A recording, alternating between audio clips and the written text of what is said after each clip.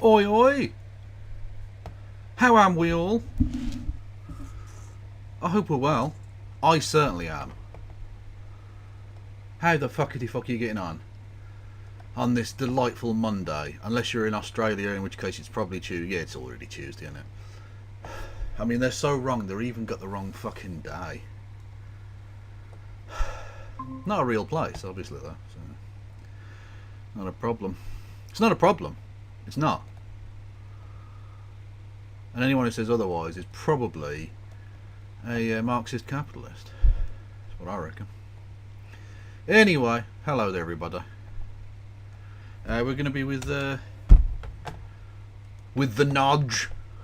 Again, not a thing that anyone's called them ever before. But there we go. No Justice MTG. The quickest ever. There you go. Yeah. Hello there, Helena.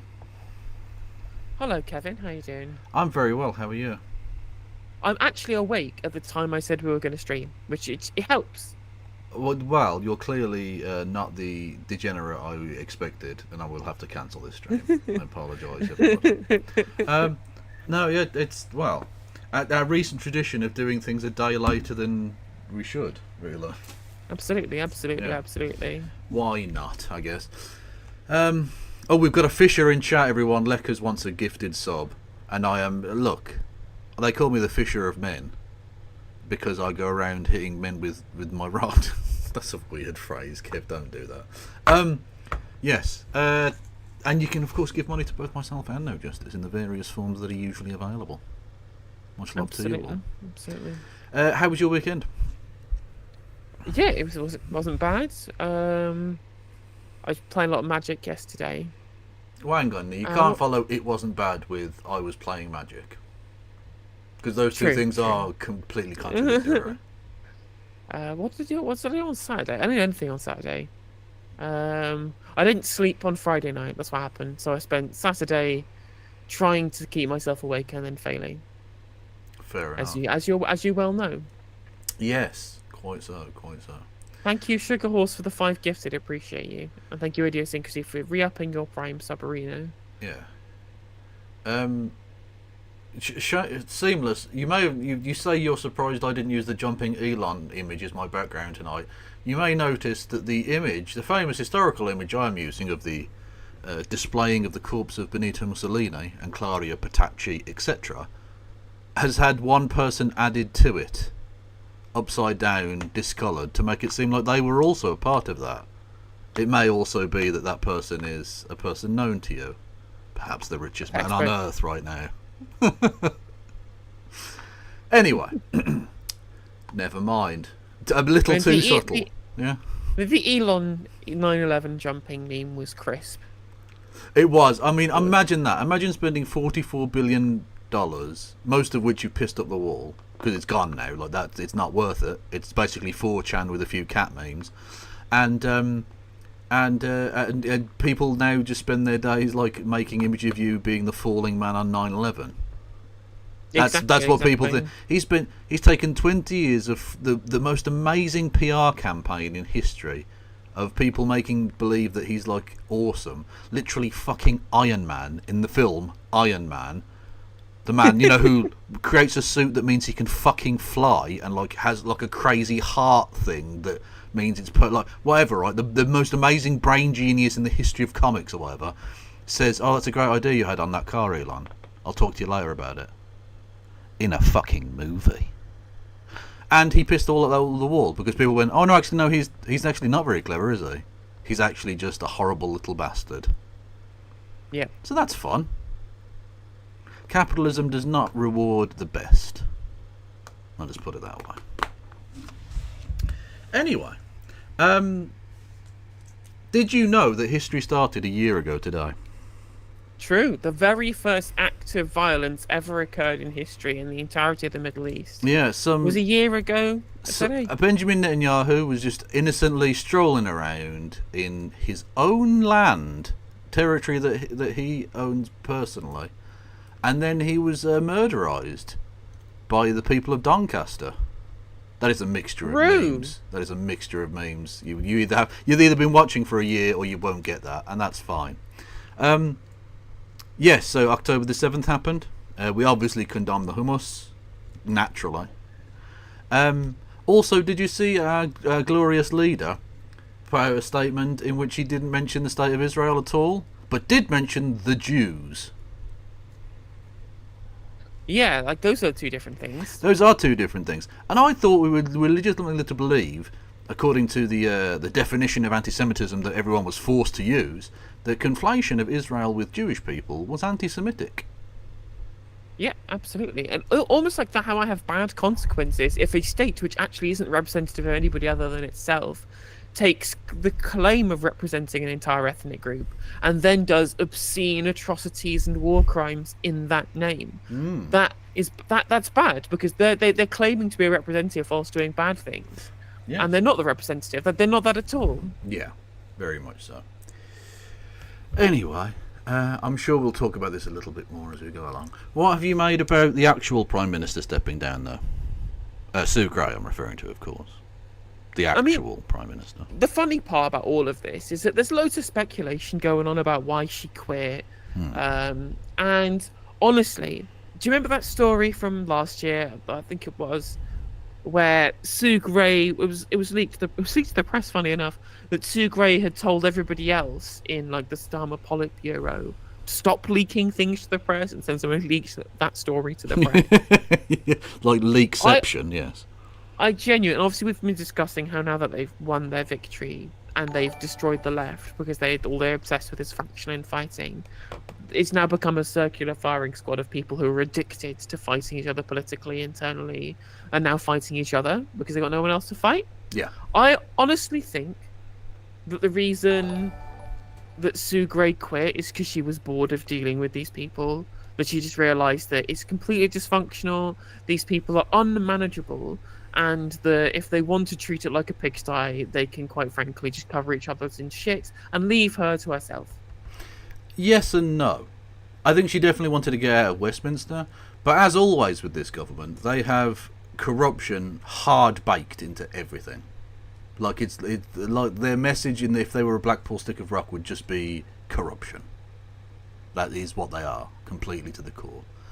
She will be made a member of the unelected House of Lords, just plastered in there, and she won't leave government. She's now going to be his envoy to cities and regions. So, much like John Ashworth even, who never leaves my fucking TV screens, very much like Big Brother, he is there forever, always watching you. She won't leave either. They don't just fuck off into the sunset. She's still going to be powerful, she's still going to be pulling strings and doing right-wing wankery. But now as a member of the House of Lords, who can't be gotten rid of. Awesome. And even when she does disappear, she just somehow just turn up in Ireland for some reason. Not a particularly important time in history or in a particularly important place at all. No, just an innocent person just managing a pub in Ireland. Just totally innocently. It's fine. Absolutely fine. Don't need to look into that any further whatsoever. Yep. And then, of course, naturally, given that it's totally not like you say, a partisan internecine fucking wankfest of posh boys, Morgan McSweeney's taking her role. Literally the guy who was the Labour Together ghoul. Oh yeah, I mean he was already running his leadership campaign and was his political strategist, like the Dominic Cummings figure. Like people got mad about the fact that under Boris Johnson, so much of the functioning of our country had been subcontracted out to Dominic Cummings surreptitiously by the Johnson administration.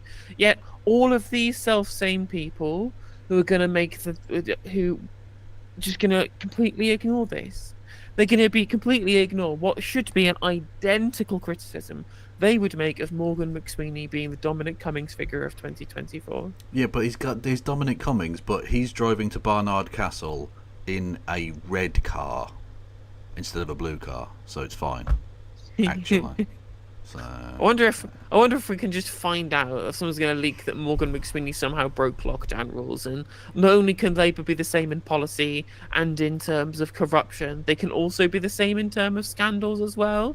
Can they just be like a total mirror image? I don't think he has done. I think that story will come out. But if it happens to be a story that was true, that would be very funny. Well, I mean, other than literally going by the name Boris Johnson or David Cameron, how could he be more of a Tory leader? I know. Did you see the piece he wrote? I mean, firstly, the fact that he wrote another piece for The Sun, that should be enough of a sentence to be like, oh, well, he's a Tory leader then, isn't he? Clearly. But did you see the fucking headline on it? I'm just scrolling through my thing to try and find it again. Where is he? So the dear leader, supposedly the leader of the Democratic Socialist Party, not remotely in the slightest, of course, wrote for The Sun, owned by the Murdoch family, and is literally like, imagine if they printed cancer. Imagine if they literally printed melanoma onto paper. It's like that. Anyway, he wrote this amazing piece for us all. I will not sacrifice great British industry to the drum-banging, finger-wagging net zero extremists. If history has taught us anything, it's that nothing worth pursuing is easy. We have like the most like pro-green like population. Who the fuck do you think that he's trying to win over here? Like 4 boomers in Kent. It's so stupid. Have you seen the next thing they're going to do is a benefits crackdown? Yeah, because like I say, it's Cameron. He's just David Cameron. It's just David Cameron. Exactly. It's never-ending David Cameron Prime Ministership. Exactly. David Cameron Prime Minister for life, but you get to vote what colour tie he wears. Yes, literally. It's very much... It's like the trolley problem, but even worse. Although to be fair, at least he's open about how much of a like genuine monster that he is. In that when he was asked directly, "Will you end our complicity with war crimes?" he just said no. Yeah, he literally did in Parliament today. Well, firstly, it should be mentioned that we didn't just have one. We're now about to have a second debate today about October the 7th. So, a terrorist attack happened 2,000 miles away, killed 0 British people, and we've had 2 debates about it in Parliament today. I don't remember us ever having any debates about the numerous attacks of ISIS against Muslims. They happen every day. The regular suicide bombings that happen in places like Afghanistan, that doesn't get a debate in Parliament for some reason. But the anniversary of a terrorist attack gets 2. We had a prime ministerial statement today, and now the adjournment debate is also about the thing they've already talked for 2 fucking hours about. Brilliant. I mean, yeah, we're really fantastic, guys. It's not like we've got anything important to fucking deal with. Thanks. Exactly, especially considering the fact that there is actually something very pertinent that actually does involve our country. That with the Prime Minister said specifically he doesn't want to change. So, looking forward to that. Yeah, good stuff. What exactly are they debating? The degree to which we should deep throat them? Like what? Most of them just stood up and went, Hamas bad. Oh, fantastic, thanks. Hansard is much the better for your fucking intervention, lads. We have condemned the hummus times 1,000. You've spent a fucking year doing the performative bit. You don't have to ramp it up because it's 365 days. We've travelled once around the sun since it happened. Like, what the fuck? It's honestly, it's embarrassing the degree to which we're cucked out to Israel. And frankly, no, it's not really even Israel, it's America, let's be honest.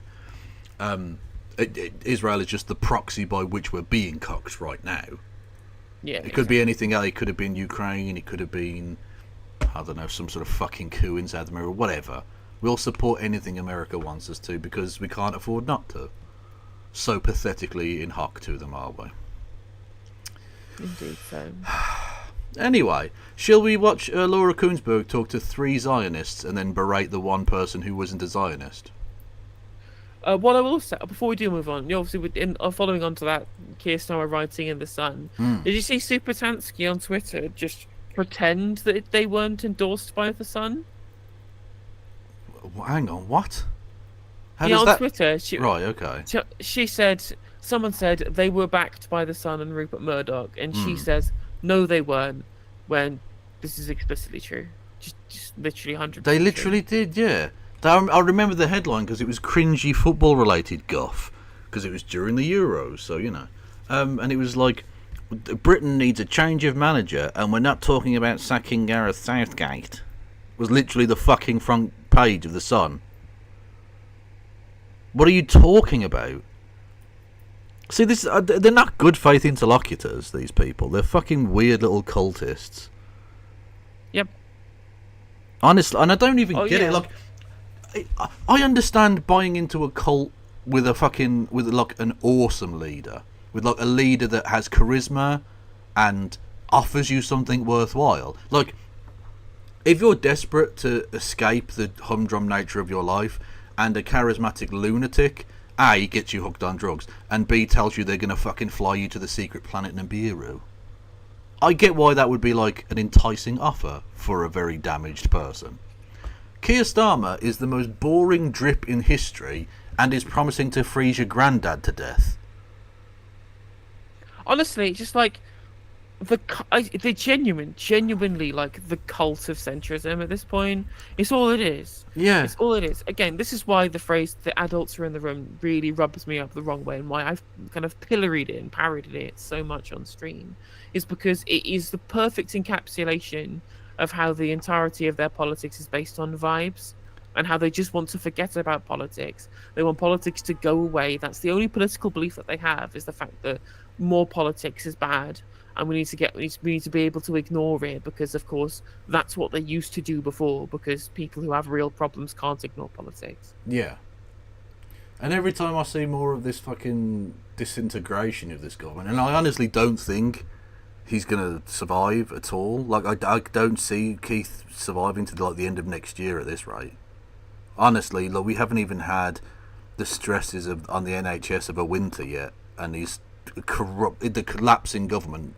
He should be absolutely riding high, and yet he's viewed less favourably than fucking Rishi Sunak. What? The Rishi Sunak, a man who literally has one step on a fucking plane to California already, cannot wait to get out. Anyway, doesn't matter. Right. That's the thing as well is that, don't you just love all the quiet? The thing is, Keir Starmer's act is genuinely really hated. Yeah. I think it's quite funny because they probably will just win the next election.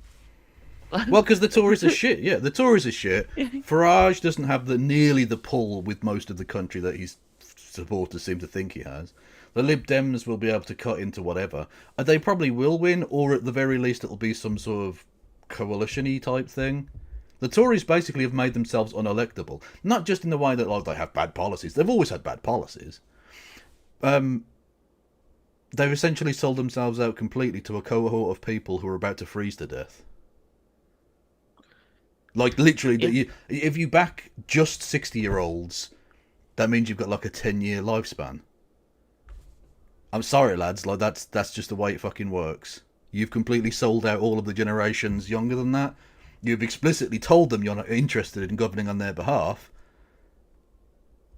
It's over for you then. See ya. Get in the dustbin where you fucking belong. Because you're trash, you know? Yeah.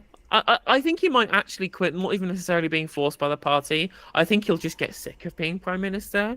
He'll get sick of just constantly being treated like I think he's already sick of it, but I think he's so used to it now. Like, he's such an archetypal little cockboy. It's embarrassing. He's a little cockboy, isn't he? It's so sad.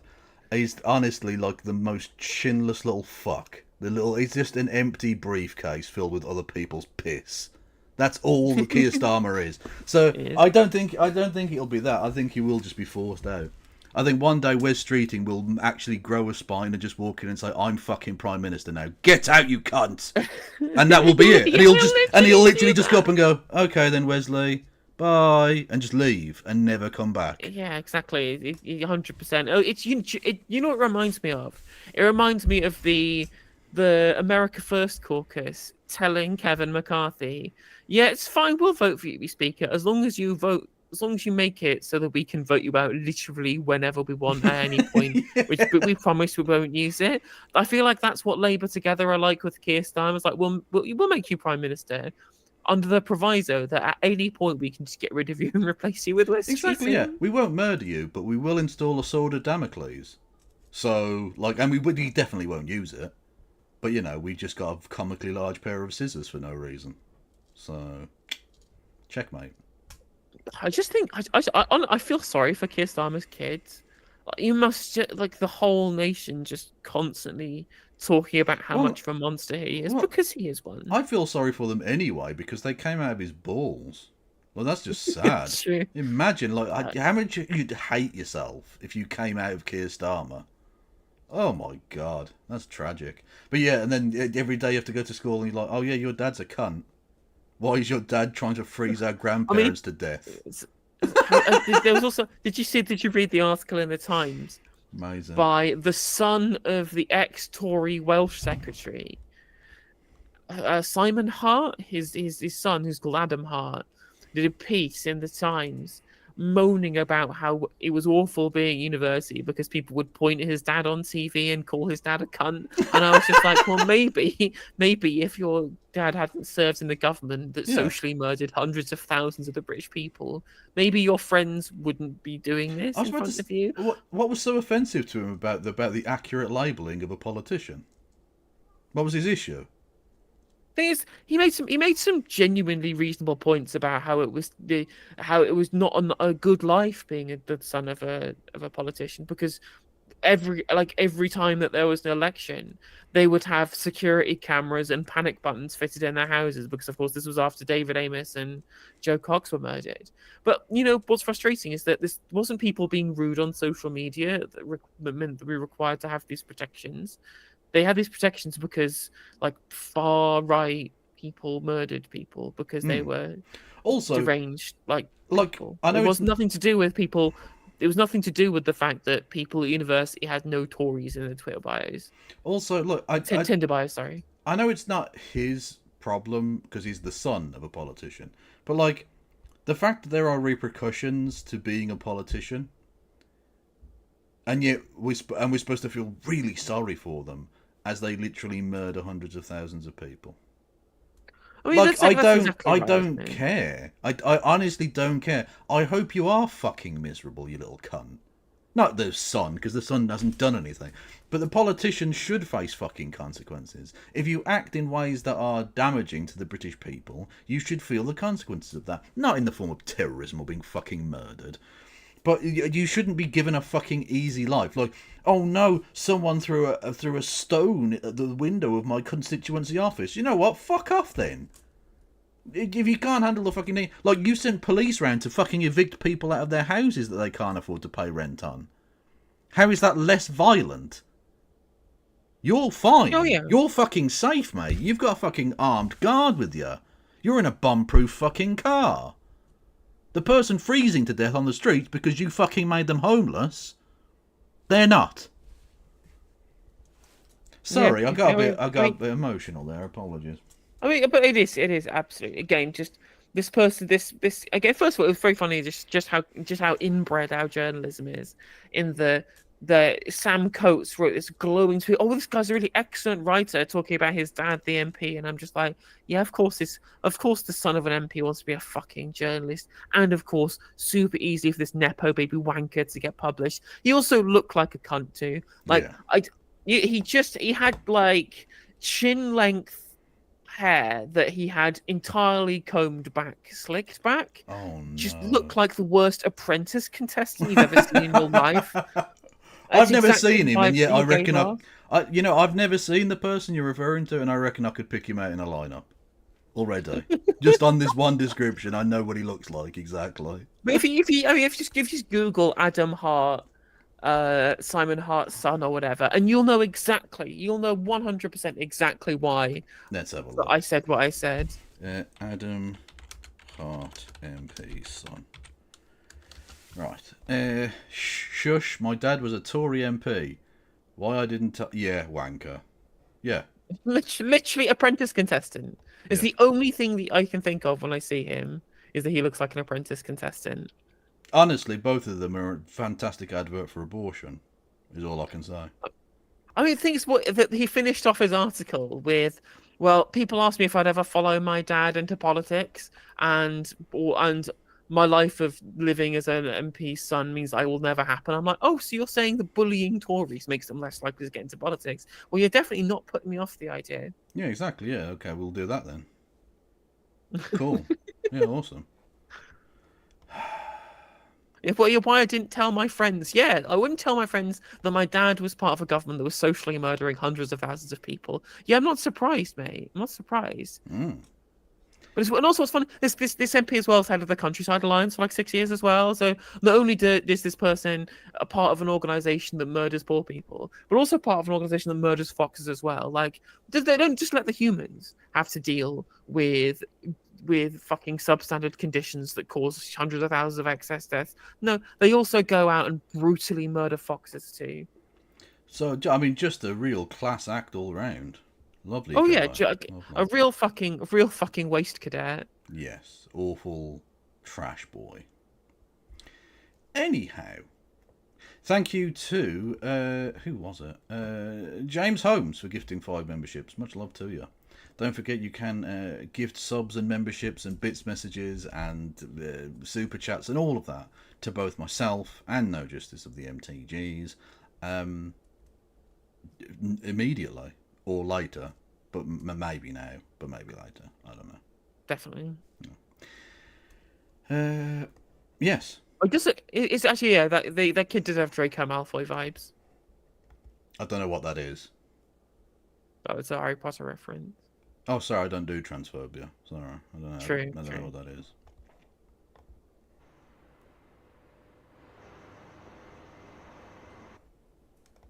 Just a little bit of the most moral army in the world there. I love how like there was no context of that. Or No. just the last like 2 seconds, like here's a bomb. In case you don't know what a bomb looks like. Yes. Yeah. Just have you seen an explosion before? Ooh. Hello. A fireball in Beirut as more Israeli bombs fall from the sky. A warning from the Prime Minister about the risk of all-out war. I know you're doing a little poetic license. They don't fall from the sky. They're dropped by planes, I think you'll find. No, it's like it's like rain. It's just rain, just bomb rain. Can't be helped. Natural disaster. Moving on. It might mean at home and abroad. The anniversary of the hideous October the 7th attacks on Israel look set to be marked with more violence. So, again, just juxtapose some bombs falling from the sky. Hideous, disgraceful, the biggest crime in the history of the world on October 7th. Motherfucker, they have killed hundreds of thousands since. What the fuck is wrong with you? What this is the way you're planning on doing this, is it? Oh, it's almost like they've got the fucking Israeli ambassador being interviewed on this. A genocidal lunatic who shouldn't be allowed in the country. Oh my god, fucking... Oh, well, we're gonna have to get through this, because otherwise we're gonna be here forever just getting mad at the people here excusing war crimes. Literally. And more people on the move. We'll hear from Israel's ambassador to the UK this morning and the view from Lebanon and Iran. But with me here in the studio is the cabinet... Anyone from Palestine at all? No? Okay. Minister Peter Kyle, good morning to you. Morning. It seems everybody everywhere is waiting to see what Israel's next move is and how and when they'll strike Iran. They are. And of course, we're urging as much restraint as is possible. We shouldn't have any actions that are going to prohibit the movement to a ceasefire, to create the space for the political solution that can only end this conflict. OK, we'll talk more about that with you later, and also the Shadow Foreign Secretary, Andrew Mitchell, who will join us too. And importantly, we will hear... This doing like one sentence and then one sentence and then moving on. It's like a slow-paced version of the day-to-day. And what did he say, Peter? War! And now over to Alan Davis. Football! And it's like that, but slow-paced and boring. It's it's jarring. From some of the innocent civilians who've been caught up in this deadly mess right across the Middle East, including the mother of one of the hostages who was snatched 12 months ago. You're thinking, how is he coping for so many months? If he's getting food to eat, if he's getting medicine or whatever, it's something that is not something that I can comprehend. And our team at the desk for the next hour this week, Zanny Minton-Beddoes, the editor of The Economist, Zara Sultana, formerly a Labour MP, now an independent MP, and Malcolm Rifkind, who was a Conservative Foreign At time of Secretary. recording. Thanks all for Although I being don't think she's going to get the whip back. No, not at all. I mean, she literally stood up and went, "Do you want to stop doing the genocide, Prime Minister?" And he went, "Nah, bruv." No, mate. Also, thank you, Raboozle, sorry, for the £10 super chat. Have I seen the self-important pompous little twerp from Trigonometry has done a piece to camera on Twitter about Israel? Helena breakdown of this would be excellent. Definitely something to add to the ever-increasing list of content. Thank you for the super chat. Appreciated. Thus this morning.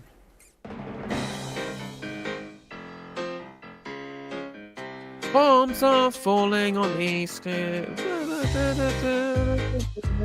Yeah, maybe not the jaunty music on your episode about the death. Anna, good morning to you. We are focusing on the war in the Middle East today. It can feel bewildering, but we're going to take you through what's going on and why it matters. We can show you Beirut, the Lebanese capital. Are you not interviewing the former Prime Minister? Because I remember it being very specifically and heavily trailed that you were going to be interviewing the Prime Minister today, Laura. So what happened there? You want to tell us? What happened with that? Were you maybe caught being I mean, they thought pretend journalist? They found the only person currently in Britain with an even more distorted moral compass. It's like, we couldn't interview the guy who conspired to beat up a journalist, so instead we're going to interview the person who endorsed like ethnic cleansing. Well, I mean, what's the difference between his "let the bodies pile high" and her basically saying "let the bodies pile high"? Yeah, and her like every mosque and school is a real target. Yeah. So thank you, Jack, for the $9.99. Hated seeing Zara getting treated like crap by Starmer.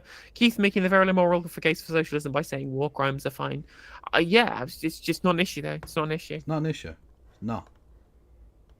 It's been hit again overnight and this morning as well by Israel. Israel's going after the group Hezbollah that the UK government describes as a terror group.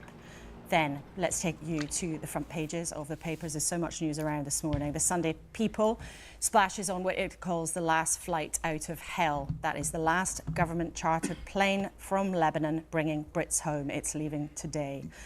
Keir Starmer's then warning in the Sunday Times that the conflict in the Middle East might deepen divisions between communities here at home. And the Eye splashes on the risk of an all-out war. But the Sunday Express has a different story. The risk it claims to the Falklands after the government decided to give... The Sunday Express is honestly like a right-wing fucking... It's a conservative mental breakdown as a newspaper. Honest to God. No one in their right fucking mind gives a fuck about Falklands. No one cares. It's not an issue. It literally isn't a fucking issue. Right? So, it's either going to be some right-wing fucking psychodrama bullshit, or can we do another story about Diana?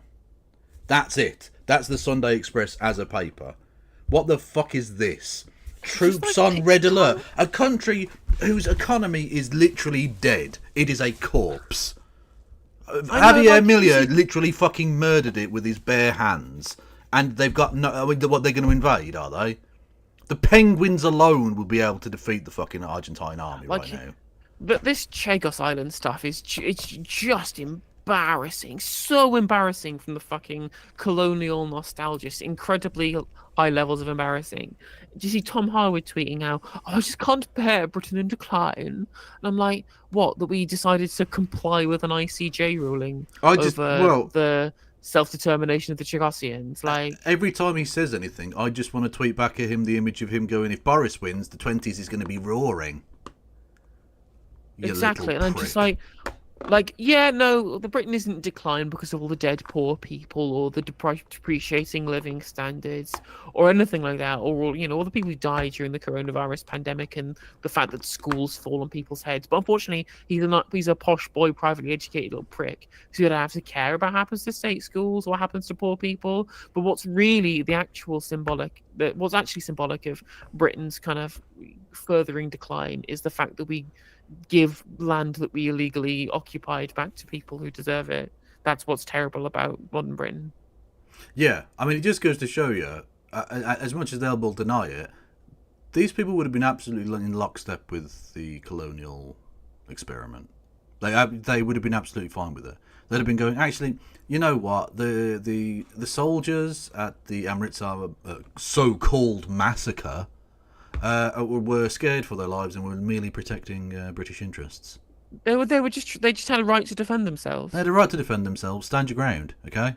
Yeah. Exactly. And these thugs, these terrorists, basically who were Hamas. peacefully protesting, but they were 19th century Indian Hamas. They're exactly the same thing. And I noticed my interlocutor has not condemned 19th century Indian Hamas. Like they would have been absolutely fine with it. They'd have been absolutely fucking fine with it. Like, Ben is absolutely right. Like, they literally are genuinely crying about the fact that the sun is now going to set on the British Empire. And I'm like, empires are bad, right? They know empire's a bad thing. Yeah? There's a reason why, like, it's literally called the evil empire in Star Wars. I hate to be glib and refer to a fucking movie plot, but it's generally agreed that when you are trying to frame, you don't usually frame empires as being positive. Look, the Emperor was the official authority, and the rebel terrorists, let's call them what they are, Skywalker and his ilk, Osama bin Skywalker, needed to be taught a lesson, frankly. Absolutely. And that kind of propaganda, that kind of terrorist propaganda where they win in the end, unacceptable. Absolutely, again, because you're absolutely right. At the end of the day, right, Darth Sidious has the right to defend himself. He does. Exactly, and there was plenty of interplanetary expressways that were built by the Empire, and they all ran on time. I don't know why everyone. The Empire has a right to defend herself. give up the Chagos Islands. That's denied by ministers, but it's caused a lot of chatter. Let's turn first of all to our panel then. Now, Zanny, this is a very complicated jigsaw. We're going to try and break it down. There were tunnels under Alderaan, okay? There were. Fact.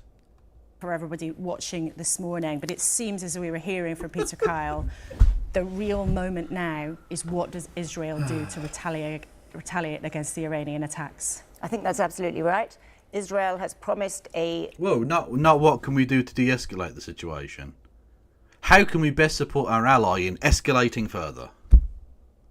Brilliant. I mean, honestly, the best minds. Strong response. The Israeli government, Prime Minister Netanyahu, has clearly been itching to give a strong response. The question is just how big will it be? Will there be an Israeli attack on the nuclear sites? Will there be an Israeli attack on oil terminals? Or will it be something less than that? And I think the real question now is whether the US can restrain the Israelis from doing something really dramatic and precipitating all-out war. But, Sir Malcolm, in the last 12 months, we've had America and the UK continually... Can we just hang on? Am I going fucking mental? This, I mean, frankly, piece of shite, just glibly mentions, oh, maybe they'll do something that might escalate into a full regional war. And that was just ignored. That was just glossed over like that's nothing. The potential for, like, an era-defining international fucking war in the Middle East, which would drag in hundreds of millions of people, we're just going to gloss over that like that's nothing. It's not an issue. It's not an issue. No, it's clearly not an issue, yeah. Urge restraint on Israel, and it hasn't worked in many people's views. No, that's right, because Israel, like any other country, ultimately will determine its own vital national interests, as we would as... But underwritten by American tax dollars. Like that's... And on top... No, you get to defend yourself when you pay your own shit. And on top of that, literally nobody, no one in their right mind has said that exact same sentence about Russia invading Ukraine. Yeah. Like... Yeah. Imagine if you'd said that in response to, like, entire military columns heading towards Kyiv in February 2022. Heading towards Kyiv? Imagine if you just said, oh, just fine, just Vladimir Putin is going to exert Russia's own interests. Like, they've determined their own interests. Like, what are you trying to get involved for? Yeah. Not just a tough alert, a Scottish tough. Who are the weirdest people in the world, the posh Scots. And Rifkind is right up there. As other countries would, even if that means disagreeing with the United States. But on the points that have just been made about how the Israelis might react, none of us know. So what I say has to be speculative. But my guess is, in this respect, the American position is actually important on nuclear. Because I judge, and what I hear, is that the Israelis by themselves simply do not have the military capability. So if America's saying no, don't Well, go if the Americans are not going to be nuclear. involved, that's the more crucial point. It's not that they're saying no. In order to have any chance of seriously destroying or damaging Iran's nuclear installations, which are all deeply embedded in mountains and hills. But hang on a minute, again, why is that okay? That's their fucking power infrastructure. There is literally no indication that they're trying to enrich uranium or build a bomb or anything of the sort. That's a civilian energy. So why the fuck are you okay with them murdering them? That innocent people work at these fucking places. Innocent people get their fucking power, their electricity from these places. Why is that okay? And also I love how they're trying to normalise this idea that, yes, we're going to have to deal with high gas prices by allowing Israel to bomb oil sites in Iran. Yeah. Again, just civilian infrastructure being killed, and it's going to have, like, gigantic repercussions for our own markets. It's insane at geopolitics that we're even considering selling weapons to these freaks. It's cocked. It's so cocked. It doesn't matter how badly they damage us. Israel can do whatever it wants. Literally anything. It doesn't matter. Yep, exactly. You would have to have, first of all, the kind of bombs the Israelis don't have, but the Americans do. And secondly, one night of strikes would not have much difference. So they might do something symbolically, but that's all they could do if they don't have American support. Well, in a few minutes, we'll hear how the Israeli What do you mean if they... Oh, okay, we can't stop every 5 seconds. here answered the question of what they their do have plans were American going to be. support. But Zara, you've long campaigned for Palestinian rights. We've spoken to you a few times in the last months about the situation in Gaza. But what do you make of what we're now seeing in Lebanon? It is absolutely frightening. What we're seeing in Lebanon is the playbook that was used in Gaza, where homes, hospitals and civilian infrastructure is labelled as legitimate targets. That's what Netanyahu did at the UN. He basically legitimised an attack on Beirut before the bombs even fell. What we're seeing is 1 million people displaced. We're seeing 2,000 people already die from the bombs that have dropped on them in Beirut. And it's frightening because we could have stop this much earlier by pursuing a ceasefire, by stopping arms sales. And actually what we see is a failure of Western diplomacy from the 12 months of a genocidal assault on Gaza, the invasion of Lebanon and the airstrikes from Iran. OK, well, there's a lot of strong feelings in this situation always, and a lot of very urgent questions for leaders right across the region, as well as in the UK and the US. We'll be back with you a bit later in the programme. Let's just remind you then how these last brutal 12 months have turned the lives of thousands of ordinary families across the Middle East upside down. A year ago, tomorrow, Hamas, which many governments say is a terror group, crossed the border. Thousands. There was millions of people in Gaza. I think that's more than thousands of families, Laura. Well, I mean, technically, it is lots and lots and lots and lots and lots of thousands.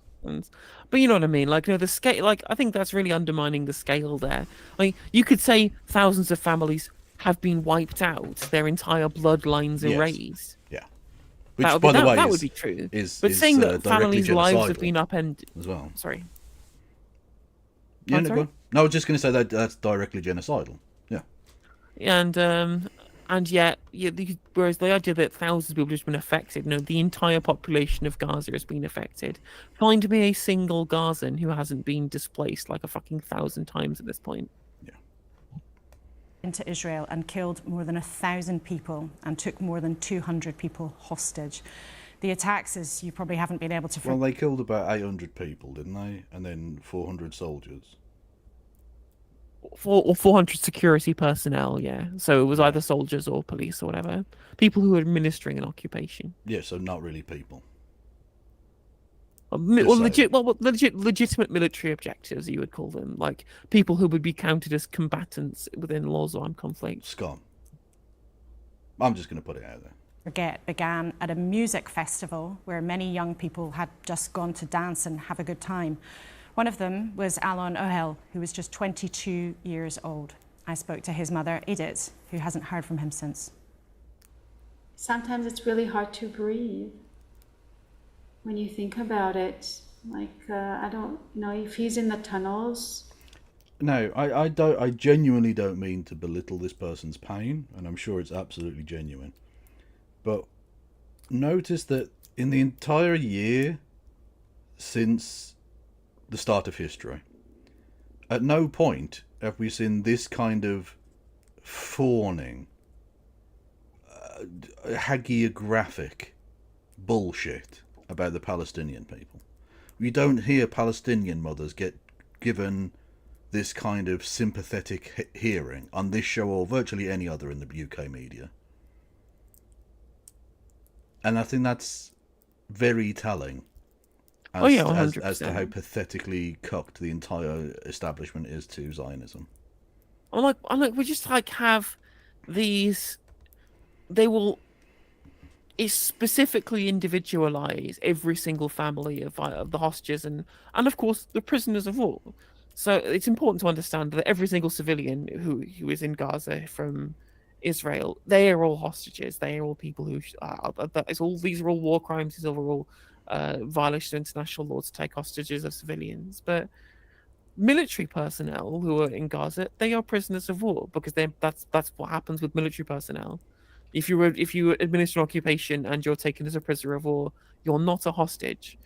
Like, there was one person who was literally starving a military base around the Gaza border, who people keep calling a hostage. I'm like, no, you're not a hostage. You're a prisoner of war. If you don't want to potentially be a prisoner of war, maybe don't join an army that administers a belligerent occupation.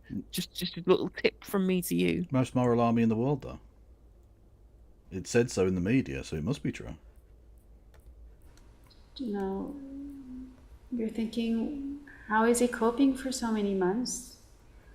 if he's getting food to eat, if he's getting medicine or whatever. Well, if the Israeli government would allow in enough food for people to eat, he'd probably be okay. Just a thought. It's something that is not something that I can comprehend. As a mother, you have to look out for your kids. Wow, look at that concerned face. Laura's doing her concerned face now. She really cares.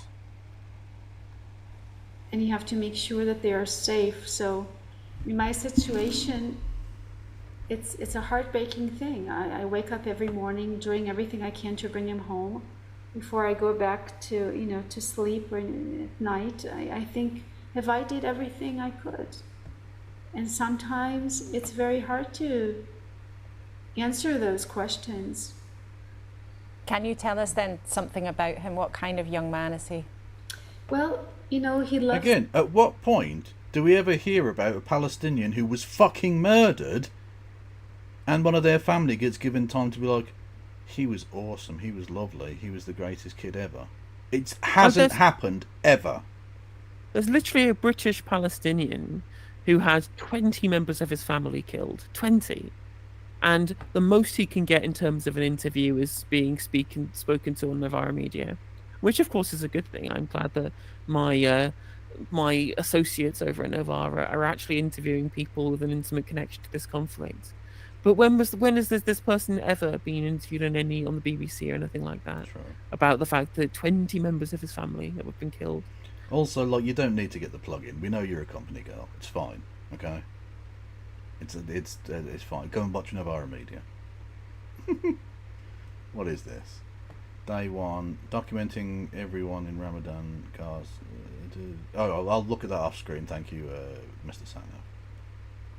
His life, he's like, his friends will say that he's the glue that glues them together. He's always laughing, always smiling, and he just loves people, and he gets really connected to people right away. He doesn't care about where you are from or what religion you are or what. He cares about your values, and as a family also, if we are in hardship or some friend feels, he's always there for them. He's always trying to help. Do you think you'll see Alan again? Oh, of course. I know I will see him again. I know this. I want it to be now.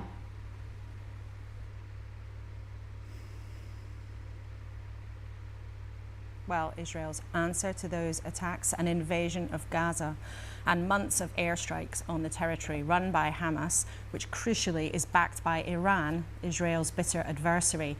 Hamas says more than 40,000 Palestinians have been killed. Now, journalists are not allowed in to find out what's really gone on, but I've been talking to... And who is not allowing them in? And why are they not allowing them in? You as a journalist surely have a vested interest in telling us this. No? Just gonna leave that hanging? Okay. Mahmoud Shalabi, who is an aid worker in northern Gaza. The year has really been tough, to be honest with you, and I have lost loved ones, I have lost friends, and the sad thing is that we didn't even have time to mourn them, to feel sad about them. We've lost no what? Helen, are you still there? Yeah, still there. Sorry, we had an internet problem just a second ago. Oh, right, okay, yeah, people said they'd lost you. Okay. On which platform? YouTube or Twitch? I don't know. Maybe they could elucidate me in chat. I'm not sure. So we're back live on Twitch on my end. Let me just check YouTube. Okay. Well, I'll wait a second. Don't forget, if you're enjoying the content and the technological prowess of both of us. YouTube is still up as well. Yeah, that's apparently fine. your Twitch died or something. Yeah, it was actually internet. It wasn't Streamlabs this time crashing. It was actually my internet went down because it disconnected from the Google Meet as well. So. Oh, okay. Well, there you go. So we just buried them in a rush while all the drones were hovering above our heads, while there were tank shells being fired near us, and we just fled the scene. I now struggle to have water. I struggle to have electricity. I struggle to go from one location to the other. There is no infrastructure. There are so many sorrows that I see on daily basis when I walk in the streets. Everybody is overburdened. You don't see it, but you feel like everyone has a ton of sorrow hovering over their heads that could crash them at any given time. And I am really surprised how we are still functioning as humans during these dire situations. And the conflict has spread to Lebanon now, from where Hezbollah, described by governments as a terror organisation, has been firing missiles into Israel for many months. But this week... Okay, but it's also... Oh, Jesus Christ. Right, fuck Hezbollah. I'm not like a fan of them or anything like that. But they're not just a terrorist organisation.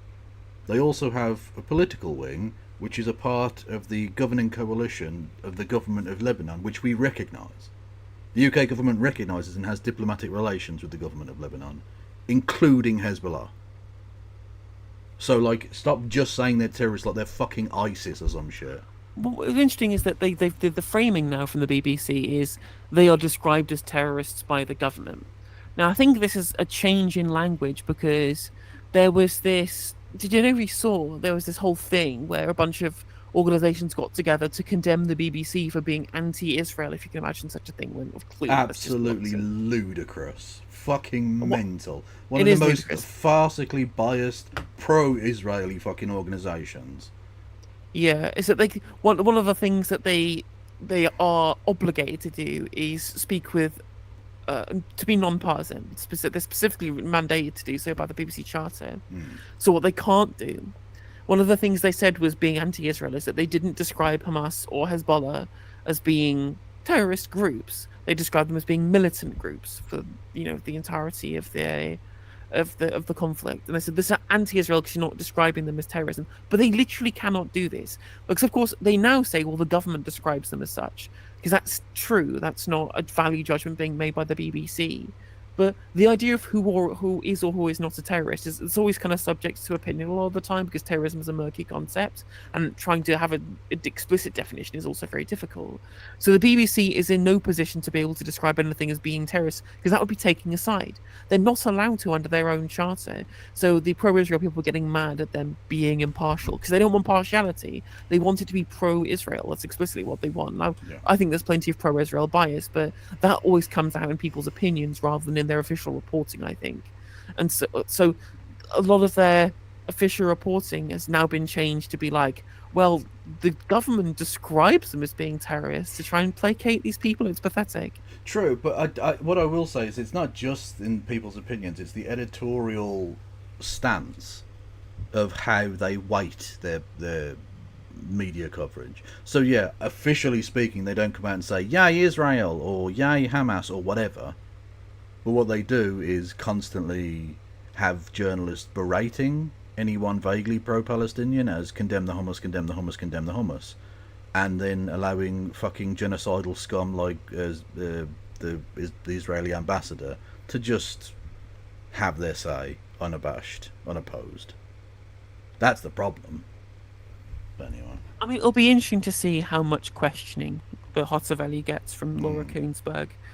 And if it's, I mean, the problem is it's on, I'm assuming though that she'll probably be really light on them because it's the anniversary of October 7th, or at least it's the day before, but it is going to be genuinely like pathetically softball.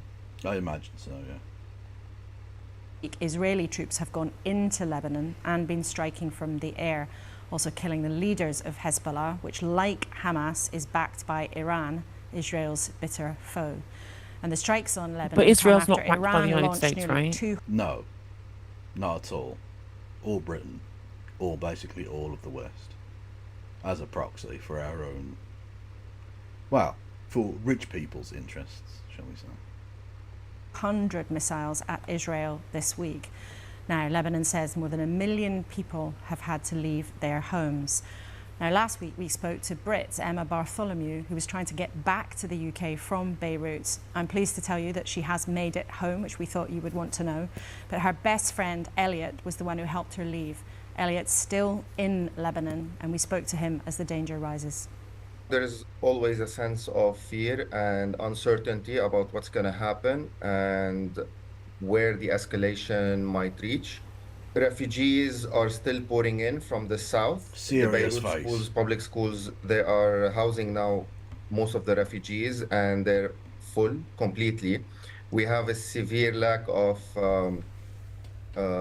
supplies. The situation here cannot be sustained for long that way. Something has to happen. You are amazingly calm and amazingly resilient, but what is your worst fear about what might happen in the next few months? We've seen what happened in Gaza.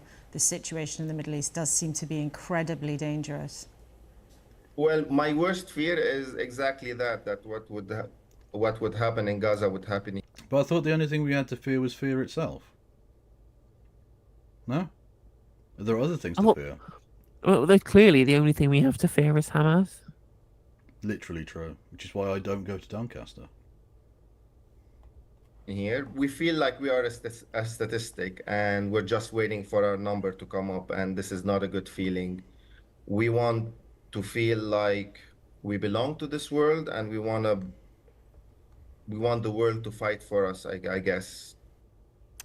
Well, driving much of this are the bitter tensions between Iran and Israel. We'll be hearing from both today. First, I've been speaking to the Israeli ambassador to the UK, Tzipi Hotovely. I started by asking her about the October the 7th attacks last year. Yay! Boot sucking on levels that previously thought impossible by mankind. Let's go! That's been the hardest year for us as Israelis. Since Israel was established, we never experienced anything like that. When was it established? Presumably thousands of years ago, I imagine. And people have been living there unabashed ever since, yeah? I mean, ironically, lots of Jewish people have been living there. I didn't ask how long Jewish people are living there. I said how long was Israel established. Very significant differentiation there. The differentiation specifically is that, plenty of people have lived there, but there was a difference between living there and kicking people out and stealing people's houses. Yeah. Also, I thought history started like 365 days ago. True. So. We've seen wars, we've seen terror attacks, but never in our history we've... Ooh, interesting that you mentioned both the creation of Israel and terrorist attacks, because I've got some funny stories about that. Turns out, Israel was founded by people doing terrorist attacks. Funny that. Interesting. You don't often hear that, do you? No, but do you not hear what Brianna Wu said? The Palestinians just left. They just left. Okay, they just left. Or her absolute banger on Twitter the other day. The Palestinians are calling for violence, unlike the KKK, who was super cool and awesome and that. Did you see that one? I did see that one. I did see. She genuinely is just a genuinely monstrous individual. She's trying to be Dave Rubin and doing it even worse than Dave Rubin is doing. Like she's terrible at it. She's posting like Blanchard's apology shit now as well, just to try and get in with like the right wing people. She's genuinely just a fucking disgusting person. Yeah, and she wants to be the anti-trans person. She really is. She really is. Motherfucker, that's already like Blair White's already got that market cornered. I don't know what the fuck you think you're offering the table there at all. Exactly, and at least Blair White doesn't look like a yassified Max Headroom. Well, that is a thing that you can say, and that I probably can shouldn't. say that. It's sad, really. It really is quite sad because I think that 3 years, 4 years ago, or whatever, Brianna Wu just looked like a normal 40-year-old woman, and then she's gone through like 1,000 layers of what looks like, plastic surgery or whatever. And I just, maybe it's unfair of me to criticize her for what she looks like rather than any of the things that she said, but I think it's really depressing that in what's clearly her desperate attempt to be seen as being the good Tran, she's trying to essentially try and make herself look as what she believes to be as passing as much as possible. I think this is about the trans experience, and it's just I thought she just looked like a normal person before all of this. Yeah. So this was the tweet she specifically sent out. She says, and I'll quote her verbatim: Free Palestine, open of that, which is apparently is just the name of the movement now or something. Free Palestine, openly calling for violence and terrorism. The KKK regularly came to my college, Ole Miss, that's Mississippi University for the uninitiated, to protest, and we let them. It's a free speech issue, but they never openly called for violence like Free Palestine. So that's I mean, one is loath to use an overused meme, but you do not under any circumstances gotta hand it to the Ku Klux To the Klan. KKK. Again, and if they said this, or they're calling to violence by Free Palestine, there could be a diplomatic solution.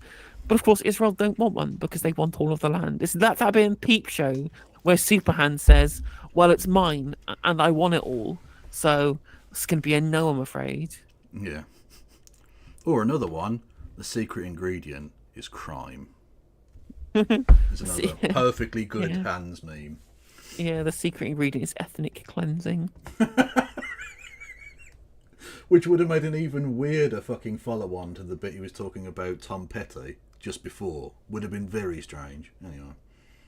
So many Jews being slaughtered brutally, barbarically, like Hamas did at October 7th. Hamas terrorists shattered families, killed babies in their beds, killed Yeah, we're back to lies. Can we have titty football? I literally titled it "Happy 1 Year Anniversary of Titty Football" or whatever the fuck it is. Not happy. That would be inappropriate. Yeah, can we have the classic lies, please? Can we have baked babies? Can we have titty football? What else? What else were the good ones? Chopping off people's heads, things like that. Yeah, just lies. Just make up some shit. That's what's so frustrating about it. What is genuinely tilting is that we could have actually had reasonable discussions about all of the atrocities that were committed by the Al-Qassam brigades on the 7th of October. We can have a reasonable discussion and talk about, the future war crimes tribunal that Yahya Sinwar might end up having to be brought for, rightfully so, because of the disgusting things that happened on October the 7th.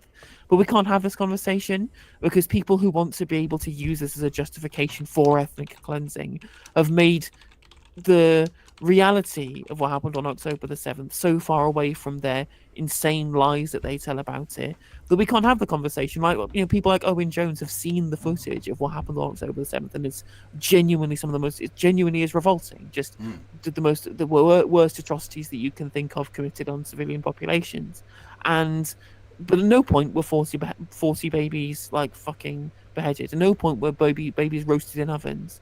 People just make up random bullshit, and they're not doing that because they want to let you know the reality of what happened. They're doing that because they want to agitate for the legitimacy of whatever military action they take, no matter how genocidal it is. Yeah. It's disgusting. Taking what is absolute genuine pain and hardship felt by all of the families of the victims of October 7th, for example, taking that and then weaponizing it in your justification to try and ethnically cleanse people so that you can have what you perceive to be your historic divine right to Judea and Samaria. It's demonic. It's genuinely demonic stuff. Mm-hmm. And of course, it's a further betrayal of the very Jewish people they claim to represent, literally using their corpses as the stage on which to perform genocide. Disgusting. Children in their pajamas. This type of things we never believed that will happen in our country. And as you said, there is still this open wound of 101 hostages. But many of the hostage families do not believe that the Don't do a Cruella de Vil joke, Kev. Don't do it. It's not worth it. It's not worth losing your channel for. Just don't. Strategy that the Israeli leader Benjamin Netanyahu has adopted is the right one. They've been calling for ceasefires. They've been calling for a different approach to try to get their family members home. I think it's quite clear that a terror organization is not playing by the rules of a democratic country. So Hamas is not interested in releasing these people. That's the main problem. So as you know, there was the Biden proposal. Since May, Israel agreed three different times to three different proposals, more or less in the same framework. We wanted to release, first of all, the people that are still alive. That was the main goal of the government. I can completely understand that. We want to save lives. We don't want those people to be executed or tortured like they are in the hands of Hamas. And we wanted to make sure that all the people that are alive will be returned back home to their loved ones. And unfortunately, Hamas refused. So you need to understand that the government is not in a dilemma when we said yes and Hamas said no. Let's talk then about events. You're just going to leave that completely... I'm not going to scrutinise that claim. Oh my God, you are the worst journalist in the history of the fucking world, Laura. Jesus Christ. She just lied repeatedly to your fucking face about the way the negotiations have gone, and you're just going to ignore that. This is what I mean. No Palestinian is ever given, or no pro-Palestinian person, no one on the other side of this discussion is ever given this kind of leeway. And yet, Israeli ambassador, who is genocidal as fuck, a genuine demon bitch, is just allowed to just lie completely repeatedly. But this is what I mean. The BBC, the idea that it's biased against Israel is fucking farcical. Absolutely farcical. Like, as somebody's just pointed out in chat correctly, Israel murdered, they assassinated the chief negotiator for a hostage deal. What the hell do they think was going to happen? Yeah. Yes. In recent days. So Israel has been targeting Hezbollah, seen as the UK government as a terror group, but in Lebanon. But 1 million people have now been displaced. Civilians are losing their lives. Health facilities have been hit. Laura. Losing their lives. Yeah, it just happened out of nowhere. Their lives were there and then they just weren't. Maybe instead of saying, well, they've lost their life, maybe you should actually use some kind of active voice here and describe them as being killed by the IDF. Yeah. It's alright, just responding to a person.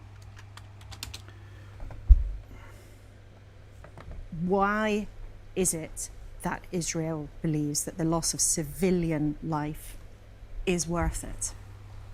I think we need some context here.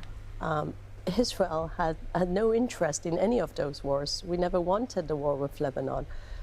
We were in a situation that at the 8th of October, Hezbollah made a strategic decision to join Hamas as part of the ring of fire that Iran wanted to surround Israel through its proxies, and fired non-stop on Israeli civilians. Many of your allies and many of our viewers worry that your response as a democracy has not been proportionate. Tens of thousands of civilians have lost their lives in Gaza. Now civilians in Lebanon are losing. Right, I'm just going to have to respond to this person. Apologies. Human on Earth, stop being a cunt. Just stop, okay? You say, you guys realise Hamas and the IDF can both be bad. You're like, everything anti-Jew is fine. Sounds fantastic. Or sounds fanatic. I've not mentioned Jews at all. Well, I don't want Jewish people to be fucking killed. Stop lying about us. Stop putting fucking words into our mouths. Otherwise, I'll just fucking get rid of you cunt, alright? I'm not being fucking smeared as an anti-Semite by gutter snipe cunts like you. Wind your fucking neck in. Losing their apologies that you're going to have to edit that out. Lives too. Post any of this. Yeah, fair enough. Yeah. And 1 million people have been displaced from their homes. When will you say enough? We will say enough when our people will be safe. This is the only thing Israel is interested with. We want peace and quiet. We want 60,000 people being displaced from the northern cities that turn into ghost towns to return to their homes. And wait a second. I think just by speaking about civilians, you lose the context of why those civilians had to leave their homes. Because they had ammunition and rockets in their homes that Hezbollah used them as human shields. So you need to remember this is Hezbollah's fault. Super interesting, TP. That you find it very easy to pronounce the word homes, but Hezbollah is for some reason that word specifically requires the is it? I forget what the Hebrew letter is that they use that has the guttural sound associated with it. No idea. There's a specific letter, but I'm just like, but you can pronounce home, but these are English. These are words that you're using pronounced in English when you're speaking English.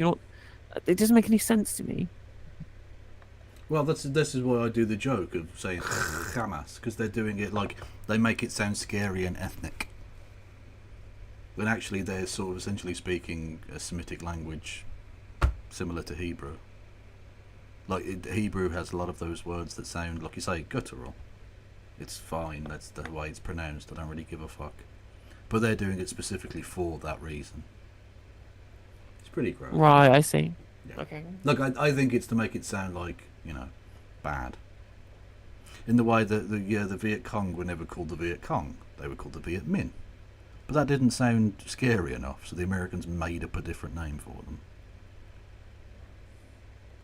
The south of Lebanon, by sitting on our border, not in compliance with 1701 UN. Apparently there are 4 such letters in Hebrew. There's Aleph, Hey, Chet, and Resh. Chet is the one, I believe, yeah, that they're using there. Looks like a little N. Yeah. Right, and I guess that has that.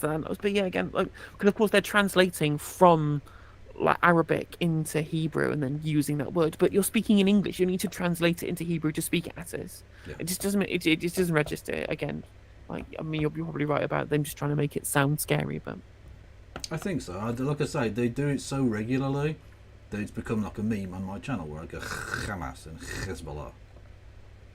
They do it on purpose, I think, to make it sound scary and foreign.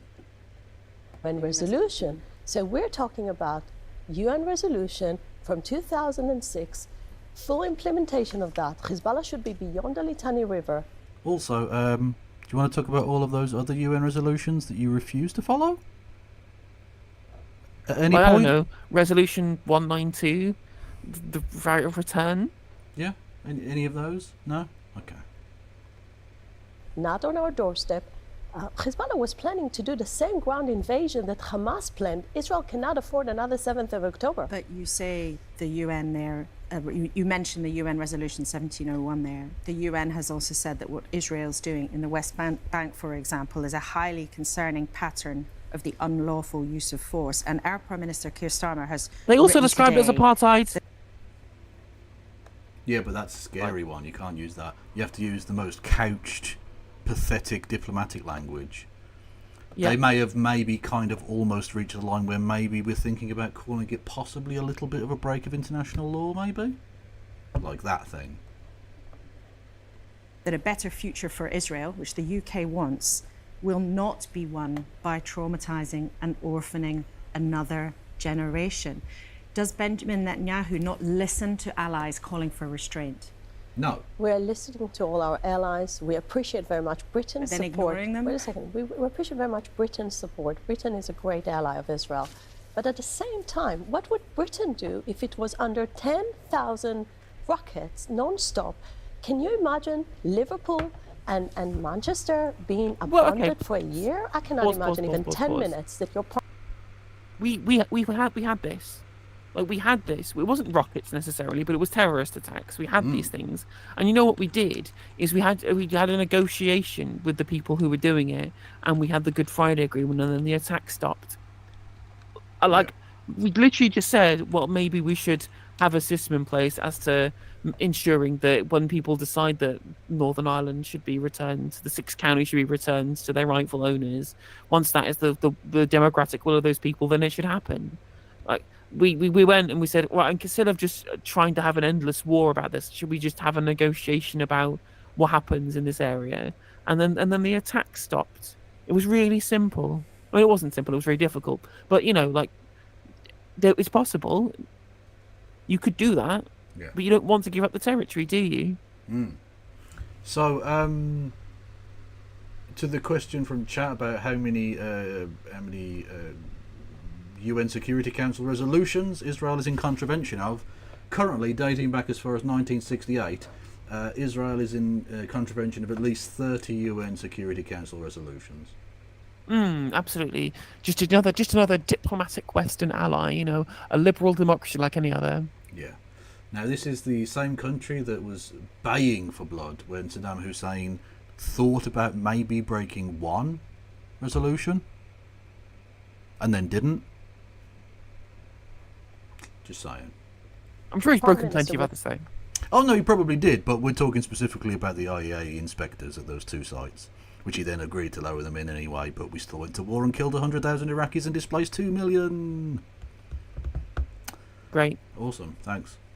Have allowed a rocket attack on your northern cities, people being evacuated, losing their homes, having no horizon to come back home.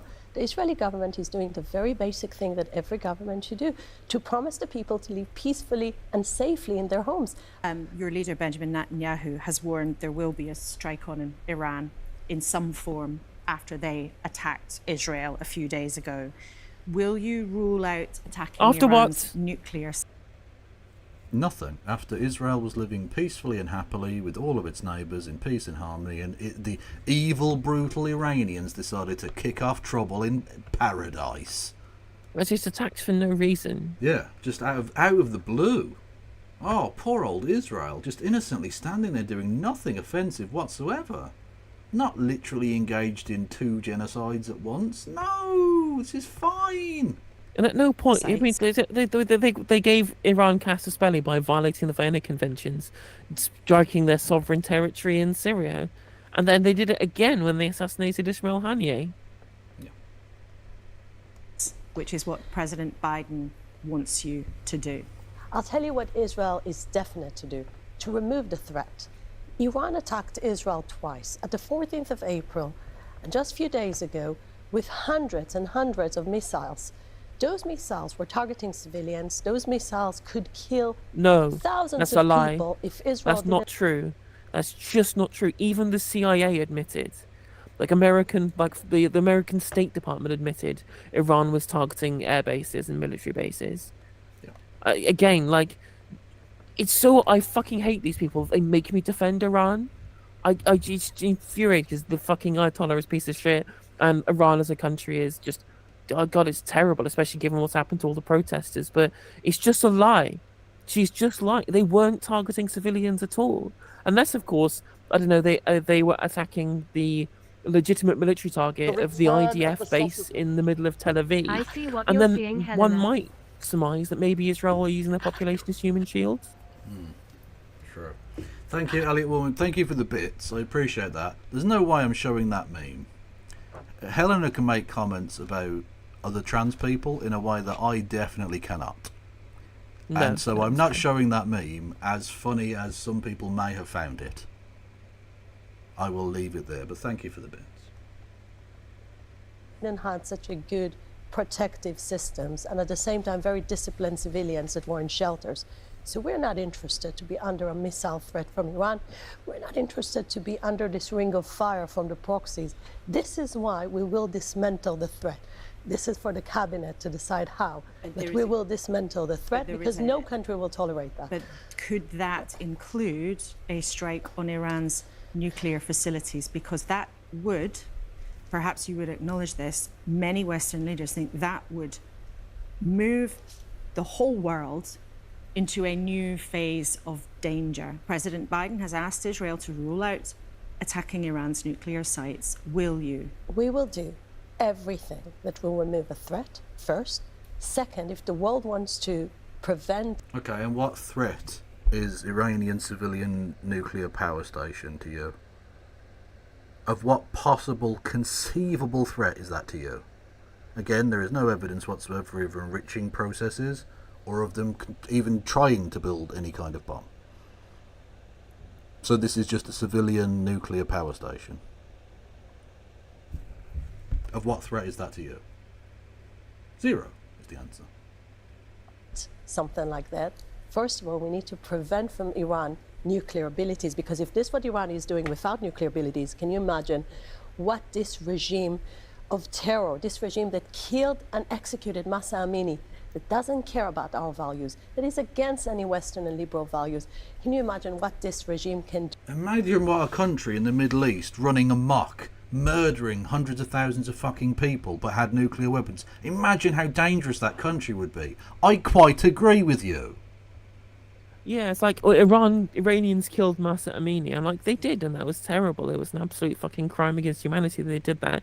Now imagine that 40,000 times. Yeah. And that's what Israel have done. Yeah. Also, yeah, don't think, bitch, that we didn't just hear their sneaky little Western values. We're kind of white-eyed like you, so we're the Westerners. But we're also Middle Eastern ethnically, so it's fine, actually. I even pronounce it Hamas, so you know I'm from the Middle East. But we're also Western and European, but we're also from the Middle East. Because we've always been here. But we're also Western. Like, come on. I mean, they're in Eurovision, so which just it's funny to me. Everyone's like, oh, how dare they be in Eurovision? I'm like, nope, they belong in Eurovision. It's a European colony. It's exactly what it is. I mean, literally, they give the game away by allowing Australia in. Like, come on. Prime Minister Netanyahu has said he wants this moment to bring about a change in the balance of power in the Middle East. What do you mean by that? What does he mean by that? It's very simple. We realised at the 7th of October that we cannot leave with a jihadi, genocidal terror organization on our doorstep, and we are making sure those terror organizations won't exist by eliminating their leaders, by making sure they won't have the infrastructure, by reducing the amount of missiles they have. However many civilians get caught up in that mission? Yes, literally there is no number that Israel won't go to. Yes. Not the way Israel is operating, Laura. Israel is making sure that every civilian will have enough time to get to a safe place. And then bomb the safe place! Woo! It's literally what they've been doing for a year. Yep. It hasn't happened in Gaza, Ambassador. That simply hasn't happened. We moved the population in Gaza few times to very designated places with the UN aid. We operated in the best way that army can operate in a place, was 100% using, in a cynical way, children and women by Hamas as human shields. Hamas. This is Hamas creating this double war crime by using its own people as human shields. You cannot blame Israel for that. They used hospitals, kindergartens, civilian facilities as a big storage of rockets against Israel. So you cannot blame Israel. We literally saw one of your people murder a guy who had a fucking white flag in his hands up, and you shot him in the head. Fuck off. No one believes you, you genocidal bitch. For that, and Israel did so much to make sure the population in Gaza will be safe and will be out of harm. Your allies are very concerned, however, that your response has not been proportionate, and your allies here in the UK and in the United States still believe in the long term the only way through this is a two-state solution for the Palestinian people to have a land of their own. Is that on the table? Just think about Gaza as a good example. In 2005, Israel left Gaza to give them... So no. Basically, you're just saying no, they can't have a country. Which means the war can never end. Look, so again, there's no such thing as Palestinians. Like, this is what she actually says in private rather than in public. There are no such thing as Palestinians. There are Arabs who are living in Judea and Samaria who do not belong there. That's what she thinks. Yeah. The opportunity to build statehood, to build better life. Some people said Gaza has the potential to be a Middle East Singapore. Look what they turned Gaza to. The big terror monster that attacked Israel at the 7th of October. So there is no trust between Israelis and Palestinians at the moment. People that attack you in your bed and slaughter and rape you, those not are the people that you want to say, let's reward you with a statehood. But that's the activity of Hamas, which... No, you're not rewarding anyone with anything. These people have a right to a state. It's been internationally recognised that they should be allowed that. On top of that, it's just like, you also did that whilst knowingly facilitating the funneling of money to Hamas through Qatar because you wanted to try and divide the Palestinian Authority away from Gaza and the leadership of Gaza. Very specifically, there's a specific plan from the Netanyahu administration to ensure that there would be no Palestinian state. It's not that they not just they don't want it, they've actually been taking steps to ensure that this was what happened. It says it's a terror group, not the activity of ordinary Palestinians living in Gaza. Yes, but in order to have a better future on the horizon, Israel is interested in peace. We signed Abraham Accords, we signed peace with Egypt and Jordan. The problem is when the Palestinian people are hijacked with this radical genocidal ideology, you cannot start working this path before you'll have a better education in Gaza. Does the path to peace involve Palestinians in the end having... Also, again, it is worth just pointing out, and I'm sorry to have to make the point over and over, but it's not as if the Palestinian people had freedom post-2005. You pulled out, and then in order for them to become Singapore, they would have to start trading with the rest of the world, which you singularly refused to allow to happen. You literally barred anything coming in that might be remotely used for anything nefarious. You walled off the people so they couldn't come and go and interact economically. How the fuck were they supposed to build an economy? You made it impossible. A land of their own. The leadership of the Palestinians must recognize the right of Israel to exist. At the moment, unfortunately, you have a corrupted leadership in the Palestinian Authority alongside people that are supporting Hamas. They're your Hamas' barbaric puppets. attack on the It's 7th of literally October. your puppet government. Yeah. The Palestinian Authority, you literally exchanged mutual letters of recognition upon the signing of the Oslo Accords. The existence of the Palestinian Authority is only possible because the Palestinian Authority recognized the existence of the State of Israel. Yet fat lot of good that did them, didn't it? No, they should never have fucking signed it if you were going to act like this. There is a long way to go. Well, the Israeli ambassador speaking to me in the last hour. Well, the Prime Minister, Keir Starmer, like the United States, has been calling on all sides for restraint in this more and more dangerous situation. Peter Carr. He's been calling for restraint on both sides, but selling guns to one side. Yeah, what a fantastic broker for peace he is. Thanks. Cabinet Minister, the Science Secretary, is with us this morning. Let's start with the big what hitters out in Israel force. might do next in terms of Iran. Does the UK government support Israel attacking Iran? We're urging restraint. Now, Iran did fire hundreds of rockets into Israel recently.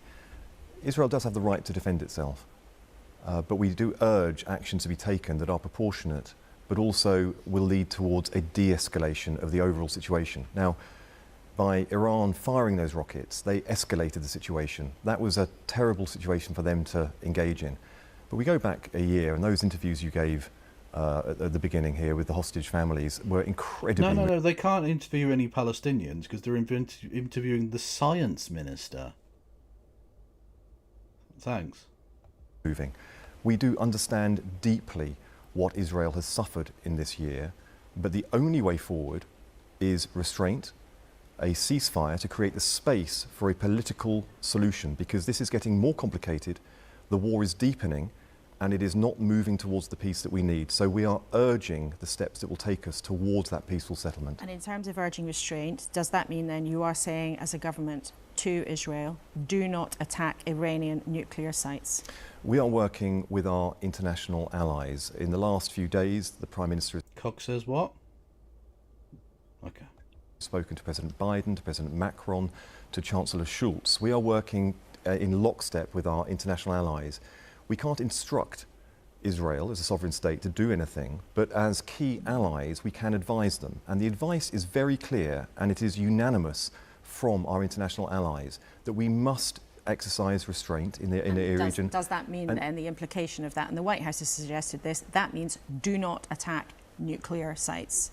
We are not giving operational instructions to Israel, but it is very clear from the words that I am using and the Prime Minister is using that actions that lead towards a restrained political solution based on a ceasefire, those actions, those outcomes do determine the actions that need to be taken that would lead towards it, and I think that speaks for itself. Now, the UK has helped Israel on some of the occasions when it has defended itself from Iranian missiles.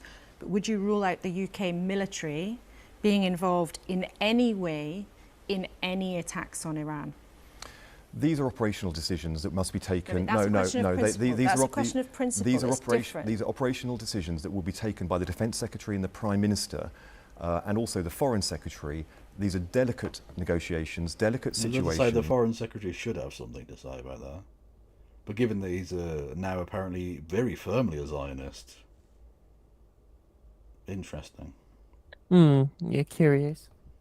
Britain will do what it needs to do to support our allies in a time of need, but it is very clear from what we have said publicly that Britain will use all of its influence, all of the tools we have at our disposal to move towards a swift diplomatic solution based on a ceasefire as quickly as possible. Now, we're working very closely with our international allies.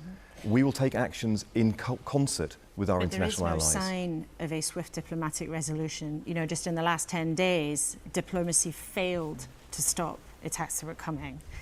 And this is a question, for some people in your own party, this is a question of principle, that it's okay, in some people's view, for the UK to be supporting Israel when it's defending itself, for our jets to be in the air if there are missiles raining down on Tel Aviv.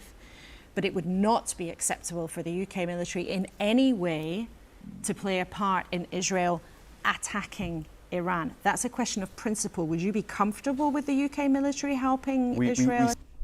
The cancer of centrism really is on show there, in a very kind of subtle way, because it's just breezed past. But many people in your party would be absolutely fine with the British government if they were just engaging in the genocide of Palestinians. But would it be? They would be less happy about the fact of getting into an actual war against a side that can fight back. That's literally what's being said there. Yeah, very much so, very much so. We simply don't know the circumstances of what is happening. Is might or might not happen in the days ahead, and I think all of you viewers would understand. Well, tell your why geopolitical I'm ally not to gonna not get do the involved stupid in shit. Yeah, that would be a good idea. Circumstances for an action that may or may not happen, and we don't know the details of. God, why are all these Labour cunts such boring bastards? Do you know what I mean? Really insufferably dull losers. Soporific was the word I always used to describe them. Yeah. They're like fucking Benadryl. It's Jesus Christ. In the days ahead. But in Benadryl, I would have gone with Tramadol, to be honest. Well, fair enough. You get the idea. I know I've been, in these rooms when the Prime Minister has been leading through times of difficulty in the short time that our government has been in office, and I can tell you that our Prime Minister acts with real steadfastness, thoughtfulness, and deep consideration for steadfastness. There's nothing he hasn't sold out. There's no position he hasn't gone back on. There's no nonsense he won't try. What are you talking about? I've never met a less steadfast person ever. He even went back on like, oh, there's no problem with me taking all this money. Okay, I'll give $6,000 back. What? He's the most spineless little gimp in the world. Exactly. No, whoa. He's Mr. Rules, I thought. Mr. Rules. Unless those rules are, I don't know, international law. The law is not the same as rule.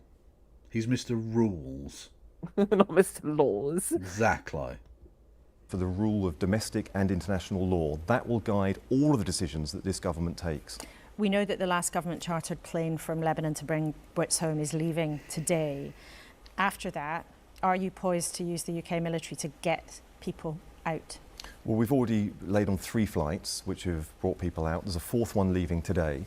And we're on standby. If the demand is there, we will use whatever is needed, whether it's more chartered flights or whether it's the military.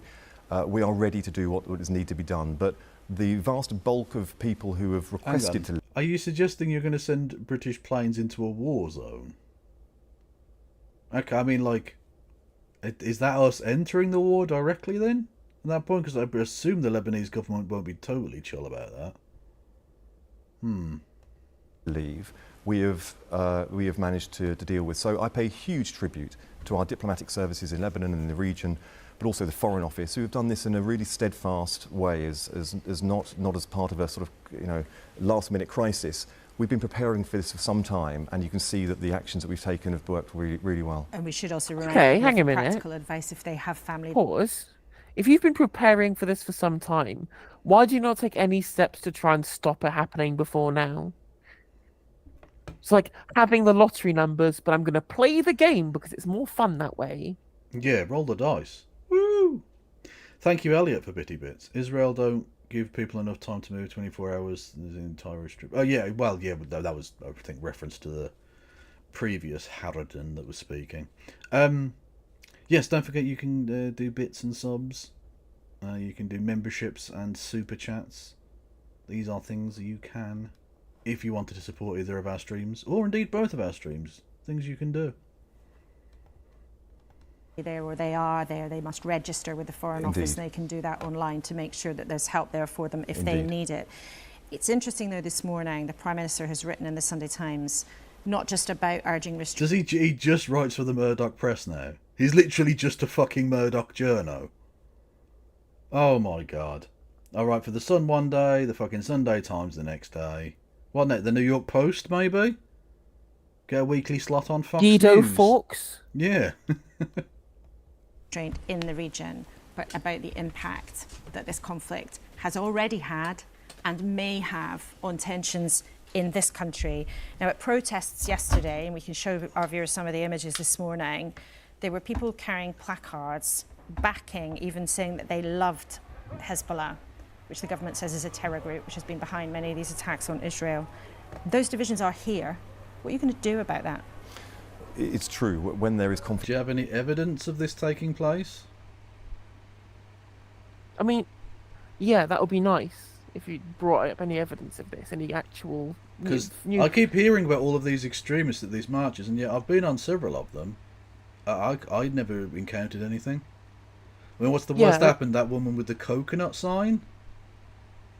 Who got acquitted, didn't get charged anyway, properly, and there was the woman who had the sign that compared, like, Israel. They had like a Star of David with a swastika in it, which is of course terrible because you shouldn't do that. That is bad, but it's also free speech, right? Yeah. No, that's bad free speech. Good free speech is the KKK, right? We learned that earlier from Brianna Wu. True. Yeah. They never called for violence, did they? No. Unlike people saying free Palestine, which is apparently a call to violence, according to Brianna Wu. It is a call to violence, whereas literally lynching black people, super not violent. Look, these were non-violent KKK. Jesus. The KKK has a right to defend itself. Herself. Please. Conflict in the Middle East, divisions emerge elsewhere around the world. We see that here in our own country. Yesterday in the protests, there was a lot of peaceful protests, but there were people who were carrying signs as the one that you just described. That is a criminal act. Supporting a prescribed terrorist organisation, such as Hezbollah, is a criminal act. Okay, well, I wait to see the police do anything then. Put up or shut up, basically. Show me any of these things that are claimed to have happened. Because you never fucking can. The Home Secretary, the Prime Minister, said very clearly yesterday that the police have our full support should they take action against people carrying signs like that. But what's the concern? Exactly, Inky, yes. Misgendering the KKK, it's outrageous. Talking of the police going after people, did you see the super brain geniuses of the Farage riots? I know this is a bit of a departure, but it is sort of funny. Go on. Actually, there were a couple. The first one was... hang on a second, I need to get his... I don't really need to get his name. But he was caught, and I think is now serving a 2-year jail sentence, if I'm not mistaken.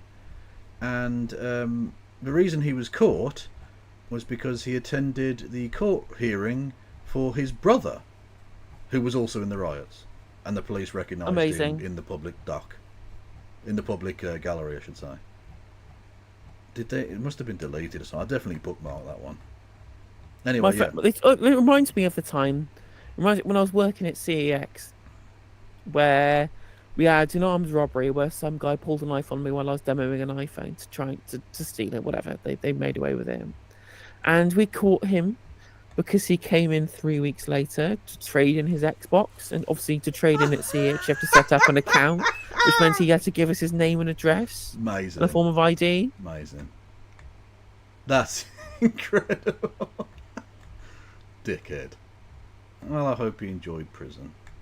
Well, assuming he went to prison, who fucking knows? He did. He wrote me a letter from prison saying that he was sorry. It was kind of sad, really. His handwriting looked like a child had written it. Apparently, the police told me, is that he literally lived on his own. All his family was dead, and he just lived at home with his dog. I'm assuming he's just fucking miserable. And living in Salford, where everyone is miserable, I'm just like, well, isn't it no wonder the place is full of crime in it? Like, it was scary for me. I just genuinely felt sorry for the guy. It seemed like everything had gone wrong. Talking of everything going wrong, this guy, and now I wouldn't usually bring you this, but I like the twist at the end here. 35-year-old Christian Hemus, not to be condemned with the homos, of course, who served in the army, lol, used his dog as a weapon. He was part of the rioters who attacked a hotel housing asylum seekers. He got 3 years after pleading guilty to violent disorder and production of cannabis. What now? I feel like the ending of that sentence needs, like, there's a story there. True. What do you mean? Hang on. Whoa. I was here for the violent disorder bit. What do you mean? And production of cannabis? So presumably he was running a weed farm in like his loft or whatever, and the police went to like investigate, and they went like, "Oh, we're nicking you for the violent thing." And also, can I smell the sensimelia? What's happening here? What? And they went and checked it out upstairs, and it was like a fucking Marley concert. It's ridiculous.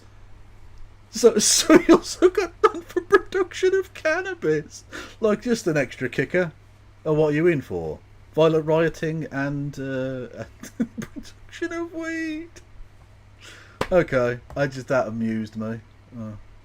Anyway, we're going to have fucking months of that, because they're getting through the sort of the trickier cases now. And some of these stories are amazing things. Some of the most ridiculous human beings. You kind of forget. You think most people are sort of vaguely normal, but there are some lunatics around. Really, like special people. Getting at when he warns about things getting worse here, about this conflict being felt in this country. We know, from a political point of view, Labour lost a lot of support, even lost some of its constituencies to a handful of pro-Palestinian rights independent candidates. I mean, what is his fear? There are people, throughout this country who have lived experience or connections to different parts of the different sides on the conflict, and it's a complex conflict. It's complex in the Middle East, in the region, and therefore it is complex in this country. Now, we've just come from a period with the previous government that used division as a tool for political advancement. We are, as a government, striving to bring communities back together again. It is extremely difficult when there are issues which are the issues in the Middle East, and the war is deepening, for us to do that and achieve it here. So I think what Keir and what the Prime Minister has done is been really honest about the fact that there are communities in this country who feel deeply aligned for lots of different reasons to different participants in the war in the Middle East, and we do not want that to fall out into divisions within our own country between different British communities, different British citizens, sometimes different communities within neighbourhoods. So we're doing... Sorry, here was the thing, sorry. Yeah, a man who hurled bricks at police officers during disorder in Southport was identified when he was recognised at his brother's court hearing.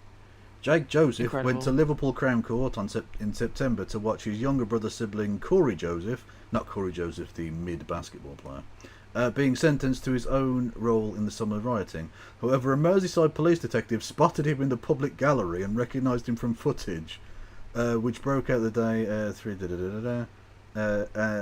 and he was now facing himself 34 months in jail. Nearly 3 years, the prick. Happens to the best of us. Honestly, look, when fascists are sending their people, they're not sending their best. Or maybe they are, and that's the problem. Anyway, thank you Elliot with Bitty Bits, and thank you Inky Black with Bitty Bits. We're on a hype train. Out of nowhere. Thank you, everybody. If you want to give to the hype train, you can do bits messages, you can do subs. If you get to level 2 of the hype train, I will finger myself metaphorically, because I am metaphorically dead inside. Yeah, I said it. I went weird and poetic with it. And what? Everything we can by reinvesting in community support, doing everything we can from leadership, from the top with the Prime Minister, to use a language that unites our country. Where there is acts which fall into support for terror organisations, we will act swiftly.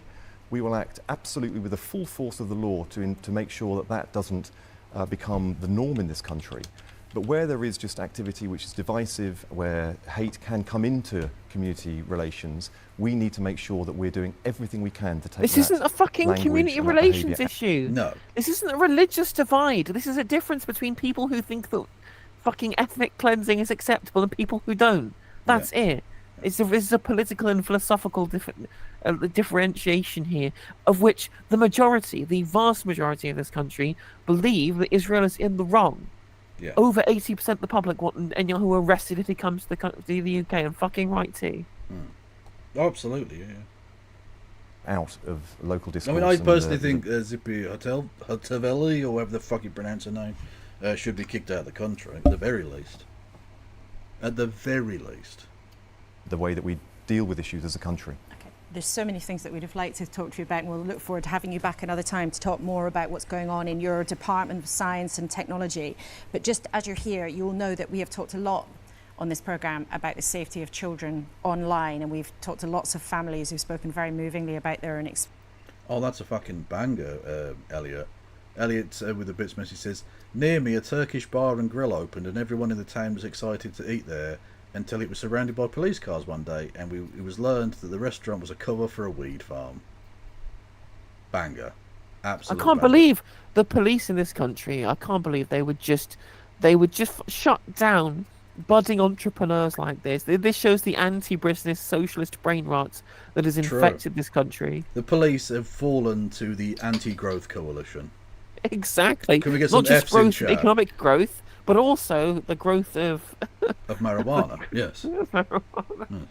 Thank you, Wolf Glenn, and thank you, Rohack with Bitty Bits. Much love. Experiences. Now, we know that there is a new bit of law, the Online Safety Bill. The regulator, Ofcom, is consulting on... Is that the one that fucking, what's her name, did the rap about? What was the face? What? The crazy bitch who was Boris Johnson's dick rider. What was her name? Oh, Nadine Dorries. Nadine Dorries, yeah, she did a rap. She did do a rap. Yeah, I think it was about the Online Safety Bill, if I recall correctly. Yes, it was, yeah. It was. She's also very famous for trying to privatise Channel 4. Without realising how Channel 4's ownership structure worked at all. Yes. Yeah, and on top of that, also, what was it? She talked about tennis pitches. Tennis pitches was good when she was Culture, Media and Sport Minister. Yeah. Can we see it, Kev? Oh, God. Do we want to see it? No, please don't subject me to it. I know I'm a bit of a Nadine Dorries stan, but even I put my foot down on her rapping. It was bad, though. Exactly how the new rules are going to work. But will you commit to use your power to get the regulator to fill in some of the loopholes that campaigners for kids and digital safety experts have already identified? For example, the rules as they stand would allow unknown adults to ask their kids to be a friend online, to send friend requests. Now, that's just one example, but as the Secretary of State, you have the power to tell Ofcom to fill in those gaps that some people, campaigners, are already worried about. Will you do that? I've already exercised those powers since I was appointed just 3 months ago in several other areas. And yes, I'm looking at all of those loopholes and I'll close it. I really hope I can come back on the show and talk about all of the opportunities we have if we get technology and the harnessing of the digital world that we're moving towards right. We can only exploit those opportunities if we get safety right at the beginning. I'm looking at all the international evidence at the moment because, some countries like Australia are moving towards a ban for mobile phones. I'm open-minded about how we keep kids safe and young people safe, particularly the... Oh, there you go. Who and what is happening here? The Surferinos. Hello, surfists. How are we? Firstly, everyone go and follow the surfs. If you aren't already, what the fuck are you doing with your life? Honestly. Really. Go and follow Lance. Awesome. Hello, Surf. I think it's at the Surf Times on YouTube if you want to go subscribe Reno over on there too. So my co-host knows more than I. I haven't got a fucking clue what's going on. Anyway, hello there, everybody. I'm Kevin Logan. I'm a socialist from the United Kingdom. Yes, we do exist. You should hit the follow button if you're new here. And you should stick around because we do quality content. Exactly. And if you're thinking, oh God, I'm going to follow British people, I hate British people, and I'm just like, well, you good, because we also do. And if you watch us cover British politics, it's nothing but us taking the piss out of British people for the entire content of the stream. Yeah, literally. It's actually, I say the entire content. To be fair, half of this stream has been us taking the piss out of an Israeli woman, but you know. But to be fair, she is a fucking ghoul. So like, I feel like that's fair, actually. Yeah, that's fair. Anyway, so yeah, stick around. Also, if you wanted to, the other voice you hear on the line there is the line, like I'm on a fucking telephone call. No Justice MTG, who is famous here in the UK. Literally the most famous, but no, I'm not joking. But they're on Novara Media, and they slayed the now Chancellor of the Exchequer on a live broadcast. So I did. I made the Chancellor of the Exchequer look like a giant fool by quoting her own hypocritical words at her. It was great fun. Well, technically she was Shadow at the time, but yes. You literally did a better job holding her feet to the fire than any journalist in the media did. I then also did the same thing to what everyone expected to be a cabinet minister, but now ex-MP Jonathan Ashworth. Don't mention his name again. I'll get fucking triggered again. Like, he's always on the TV. Can he just fuck off? You lost. Get over it, mate. It's been 3 months. Leave my TV screens alone, please. For the love of fucking God. It's just, I feel like it's just Jonathan Ashworth talking to Jonathan Ashworth. That's all I see now. Everyone, every fucking channel. Jesus fucking Christ. Anyway, we're watching yet another boring Labour prick being interviewed by Boris Johnson's fucking shoe shiner. Let's go. Those with vulnerabilities that could be exploited. And I'm trying to look at ways I can build evidence. One of my frustrations with the tech sector is that they haven't invested in real evidence about the impact their products have on young people. And they are the only sector I can think of in society that can release products into society without proving they're safe before release. So just a couple of weeks ago, I exercised my powers to get intimate image abuse, you know, what's called revenge porn, from being a problem. So now they have to prove algorithms drive that behavior away before they come online. And if they do come online, they must act swiftly when it's brought to their attention. Otherwise, they'll face very heavy fines. So these are creative uses of the powers that I have to try and make sure safety is there at the start, not us picking up the pieces afterwards. And increasingly, you're going to see this government working with the US and our partners abroad to make sure that safety is proven before the release of products. That's where we need to get to. Okay, really interesting. We'll do come back and talk to us another time about that, because we know the audience really is interested. Thanks very much indeed, Peter Carroll, for speaking to us this morning. Well, what did you think of that? What do you think about what's going on in the Middle East? I think he's a cunt and I think she's a cunt. What? You wanted my opinion as a British person? You got it. Exactly. It's as high quality political analysis you get on the Kevin Logan stream. Exactly. That's why you should hit the follow button, Surf Raiders. You don't get this kind of quality from Lance is lovely and does proper, you know, actual analysis of the situation in an accessible and engaging fashion. He's a likeable person. I am none of these things. At least you can let us know. At the end of the day, are you wrong? No, I'm not incorrect though. So exactly, you are 100% correct. Yeah. Email us kunsberg@bbc.co.uk, or on social media you can use the hashtag BBC Laura Kay. You know, we love to hear what is on your mind, and we might share some of the conversation later in the show. It never ceases to amaze me that they get her to clomp about in, I presume, moon boots or something in the background. Why? Shoes. Why do you do this? Why do you have her walking about the place when you've got like the most echoey shit audio? It's the only leftist thing about your fucking show. In our newsletter later in the week. So let's come to our panel then. Zanny, firstly to you, what did you think of what we heard from the Israeli ambassador and how she was defending their actions in recent She wasn't weeks? defending their actions. She didn't have to do any defending because you just accepted that the actions were okay. Yeah. You framed the questions as though the actions were entirely legitimate. Yeah. And then she just lied at you when you went, oh, okay, then well, if you're, I guess that must be true. Again, because you're not a real journalist. Literally. Thank you, Tigwick, for resubscribing. Much love to you. When I listen to the Israeli ambassador, I have a lot of sympathy with Israelis' desire and need for security. I've been to Israel twice since October 7th. I've been to the kibbutz. Thank you, trans women, for following. Is that all trans women? Is that how it works? Are you a part of this? Oh, yeah, absolutely. Yeah, part of it. We all know each other. It's true. Fair enough. Well, welcome in all trans We're all women. connected. We're all connected like the Borg. Fair enough. Welcome in all trans women. Welcome to the Kevolution. Much love. And thank you, Elliot, with Bitty Bits. Much love. It's one of the kibbutzes right 700 meters from Gaza. I've heard the stories and seen what happened there, and it was horrific. So I totally understand that Israel is a traumatized country, a country whose citizens desperately value their security. Where I do I know Vivian? OU Moon. I don't just know Vivian. I've done several shows with Vivian. I regularly irregularly, I guess now, but with Vivian. Yeah, Viv's awesome. Everyone go follow Mix Vivian Wolf immediately. I did very briefly do a show about conspiracy theories with her as well, but that took too much effort, so I stopped. I'm such a lazy prick. Thank you, Andreas, with $5, who says, "Hey Kevin, hope you are well. Just curious, what is your opinion on first past the post versus proportional representation in elections?" Well, first past the post is undemocratic shit, frankly.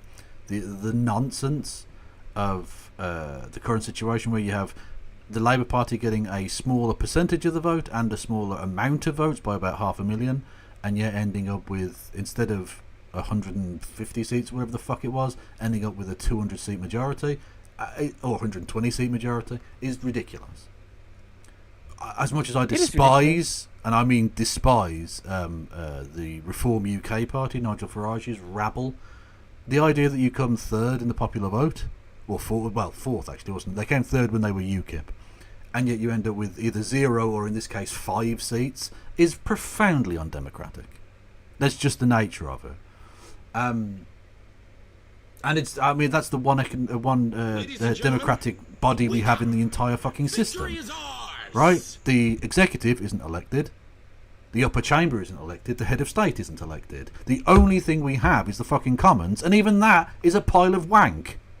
So yeah, give me some proportional representation, or alternative vote, or ranked preferential vote. Give me something. Literally anything is preferable to first past the post. Yeah. The thing is, they keep saying, "Oh, well, it gets you strong governments," and we've just had an entire parliamentary term of one of the most disorganised rabbles of disunited infighting bellends ever. And that was after we had 2010 to 2015, a coalition government built on fucking the bodies of 300,000 people.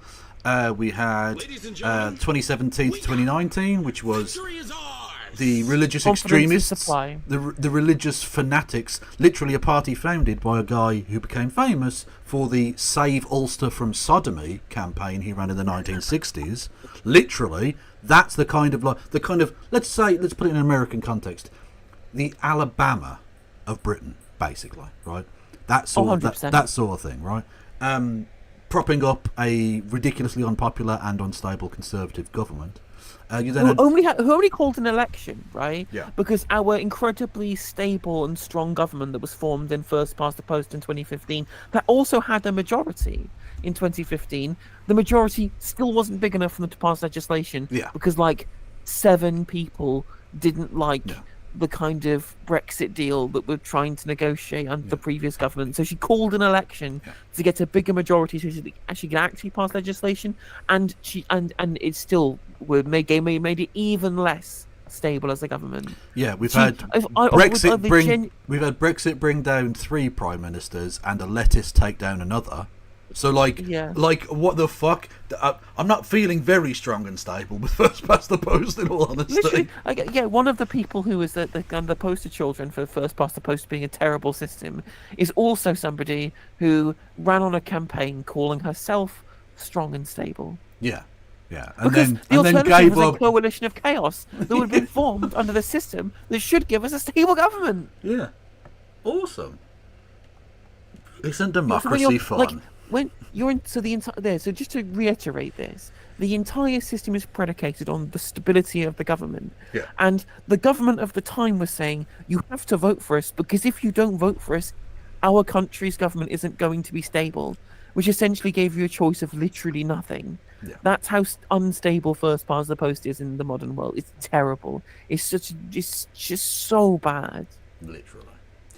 Thank you, OU Moon and Deadcal, for following. Much love to you. Welcome to the Kevolution. Also, this person's name is Zani Mintan Beddoes. That's the most mental and posh name I've ever heard. It sounds like a made-up Key and Peele American footballer name. For those who are regulars who understand that reference point. Disagree with her, where I part company with her, is the means to achieve that. I also went into Gaza. As you said earlier, you can't go into Gaza independently, so I went into Gaza with the Israeli army. But even with the Israeli army, and even across to the Mediterranean Sea, what's called the Netzarim corridor, in an armored vehicle, and then was on the beach, you can see that this place is totally devastated. I literally didn't see a single building that hadn't been devastated. And that is no way to build the future of Gaza. You've got, as Zara said, you've got 2 million people who've been, 70% of whose houses have been destroyed. There are people starving, there are people completely suffering. And so you have to find a way to move to a political solution. You have to find a way to rebuild Gaza. And my worry is that the Israelis are now beginning to do the same in Lebanon that they have done in Gaza. That's the real concern. And so I just don't think, I understand the need for security. I am with them when they want to degrade terrorist organizations, be it Hamas or be it Hezbollah. But violence will only get you so far. I thought it was very telling when she said, we will say enough when our people will be safe. Well, Israelis won't be safe unless there is the means to a political solution. Zara, when you listen to the government minister, Peter Carden, your former colleague in the Labour Party, try to carefully step through this sort of sensitive issue, do you think on the left that people would, how do you think they would view the UK government getting involved with an attack on Iran? It's absolutely unacceptable. There is no scenario where that can be justified. And I find it highly concerning that Peter Carr couldn't rule out British involvement in military action. If we look at the past 2 decades of British foreign policy in the Middle East, there are catalogues of failures and clearly lessons haven't been learned. And when we look at what the British public think, 56% of the British public back an arms ban on weapons. Only 17% oppose that. 67% believe. True, but what does Morgan McSweeney think? True, the real Prime Minister. Yeah. That Israel has committed war crimes, and 84% want Netanyahu arrested if he enters the UK. So clearly there's a detachment from British public. A strong supporter of Palestinian rights. You want me to read this out? I mean, this is going to sound like I'm sucking my own dick here, but okay. So you gave me bits, so I suppose I should read it out. Kev, as much as we joke about you, you are a very good streamer who's clearly very funny, educated, accessible and entertaining, and I'd like to say we all think you're great and wish you are the best of luck, being sincere and slightly gay. Oh, it's a lovely message. It is lovely, and honestly, it makes me feel sick. You dick rider. You glazer. I see you fucking people trying to be nice and pleasant to me. If you're gonna be a glazer in chat, at least dump huge amounts of money into a football team beforehand. Hey! Or put glass windows in people's houses. True. And by the way, the football team is called Kev FC, and this is going to be you on your own, but you'll have millions of pounds, so it'll be fine. True. And that's all you need in football. Plus, also, I don't need to play football. I play football of the mind. Yeah. I don't know what the fuck that means either. Except if you were, as we heard from the ambassador in Israeli, as Annie was saying, do you understand that need, that desire for safety and protection for Israelis? Often I get asked, do I believe in Israel's right to defend itself? And what we see is 42,000 people dead in Gaza, disproportionately women and children, a health infrastructure completely dismantled, every single university destroyed. That is not a country's right to defend itself. That is what the ICJ is putting Israel on trial for, charges of genocide against the Genocide Convention. They are two very different things. And in fact, the Israeli ambassador has rejected Palestinian statehood aspirations since 2013. She says, this land is ours, all of it is ours. She is trying to achieve global recognition for illegal West Bank settlement. She called the Nakba of 1948 an Arab lie. This is not a partner for peace. I'm sorry, is she quoting Brianna Wu now, or what? Who is this? The same thing. Yeah, Same thing. Same thing. You mentioned there lots of historical events. The non-yassified Max Headroom. It's okay, as a cis person I can say it. Okay? Yeah. That's how it works. And Sir Malcolm, you know, as Foreign Secretary and as a long-serving cabinet minister, also you've seen many different Middle East crises come through. Where do you think the solution might be here? Because listening to the Israeli ambassador, she doesn't see a solution being stopping this in any time soon. Listening to the other side, there is no sign that anybody on the other side would want to stop this anytime soon either. You're quite right that a solution is not going to be soon. But what is needed, both from the Israelis and from the Palestinians, is... What the fuck? Honestly, posh Scottish people are they sound so weird. No one talks like this. It's like you and fucking Douglas Fraser, or whatever his name is. Fraser Nelson. Fraser Nelson. There we go. Douglas Fraser. Vaguely Scottish, and they just put some names together. It's fine. It's just so tilting, because I think the Scottish accent is fantastic. I love the Scottish accent. Honestly, there are so much beautiful Scottish accents, and even like some of the ones that aren't considered that beautiful, I think have like a character and charm to them. Yeah, it's some crazy cunts from Glasgow. Absolutely lovely stuff, right? 100%, absolutely. It's iconic. And you know what the worst thing you could possibly do to that is mix it with the poshest public school English boy accent you ever heard and ruin it. You sound weird, like you've got something in your mouth. You don't sound like a person talking. It's leadership that is prepared not to forget the past. His chin doesn't move. But to move on to a political dialogue and proposals once the military side of this has completed. Now, one thing has fundamentally changed compared to every previous crisis that Israel has faced. We have 4 Arab governments, the neighbors of Israel, Egypt, Jordan, United Arab Emirates, and Bahrain, who have established diplomatic relations with Israel, have recognized Israel, exchanged ambassadors, and who... Yeah, but they're also like murderous, fucking evil, corrupt regimes as well. Why are we super cool with that now? Why are you okay with the fucking royal families of these awful regimes? Like Saudi Arabia, they literally chopped up Jamal Khashoggi and put him in a barrel of acid. Like it was a fucking episode of Breaking Bad, you prick. Why are you praying out like, oh, they're our Western friends now, are they? They share our values, yeah? Fucking hell. Who have not, they've criticized the way Israel has behaved in the last year, but they have not broken relations, as you might have expected, from Arab governments. Why have they done that? Partly because they loathe Hamas and Hezbollah as terrorist organizations. No, I just have to contradict you in chat. There's no such thing as a posh Geordie accent. That isn't possible. That is a contradiction in terms. That doesn't exist. If you can find me an example of it, I would be glad to hear it. We always say, according to the British government, they're terrorist organizations. You could also say the Egyptian government, the Jordanian government, the United Arab Emirates, but also because they share... Right, but the point is that a terrorist organization is sort of dependent on your viewpoint. One man's terrorist is another man's freedom fighter. Well, seeing exactly what I said before, they are forced to frame it as their government describes them as such, but rather than just calling them a militant group and then allowing other people to form their own judgment, they have to specifically frame it. Well, the government says that they're a terrorist group, and I'm just like, that's their opinion. For decades, the British government's official position was that Nelson Mandela was a terrorist, and yet from the very dispatch box where such words were spoken, 500 yards away now stands in that statue of Nelson Mandela in Parliament Square. It's quite transient what a terrorist is. Osama bin Laden was lauded as a freedom fighter. And then he flew planes into buildings, didn't he? So the idea that it's somehow cut and dried, well, these are terrorists, why can't you just call them terrorists? It's a bit ridiculous, mate. With Israel a loathing of the current regime in Iran, because behind Hamas and Hezbollah, neither could operate but for the Iranian, not just political support, but the supply of weapons and the so-called strategy of using their proxies to impose maximum suffering on Israel. And we are hoping in a second actually to speak to somebody, a politician in Iran, which is an unusual thing to do. So we're just trying to get the lines sorted to speak to them shortly. Sorry, just...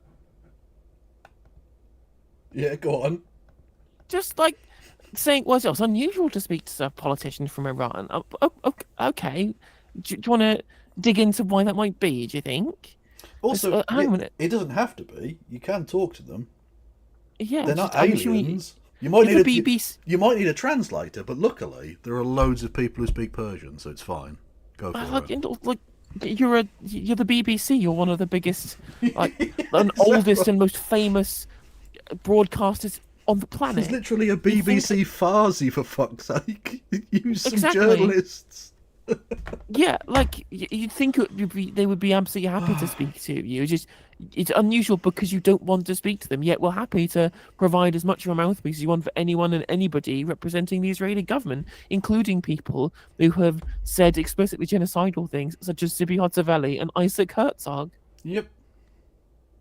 To you, also the editor of The Economist, as well as somebody covering foreign policy, there is also behind all of this, we've talked about the community effect here with Peter Kyle, but there is also, if this carries on, if this spirals out of control, the effect on everybody's wallets could be very significant, right, in terms of oil and the importance of the region. So what's the risk there? I think Winter in chat. I think it's worth mentioning that as well. When he says maximum suffering on Israel, they literally gave them like a week's notice. And they specifically targeted military sites. They could have gone for residential areas. They absolutely have the possibility to do so. And they didn't. Yeah, they literally told the American government, this is where we're going to be striking very specifically. Yeah. Of course, if you have an all-out war between Iran and Israel, it could have very damaging consequences. It is worth noting that the price of oil is currently lower than it was on October 6th last year. So thus far... and that's all that matters. Literally, these people would fuel their cars with Palestinian people's blood if they could. They don't care. Mm-hmm. There has been really relatively little effect. There's been an impact on global shipping because the Houthis have been lobbing missiles, and so ships now have to go around Africa.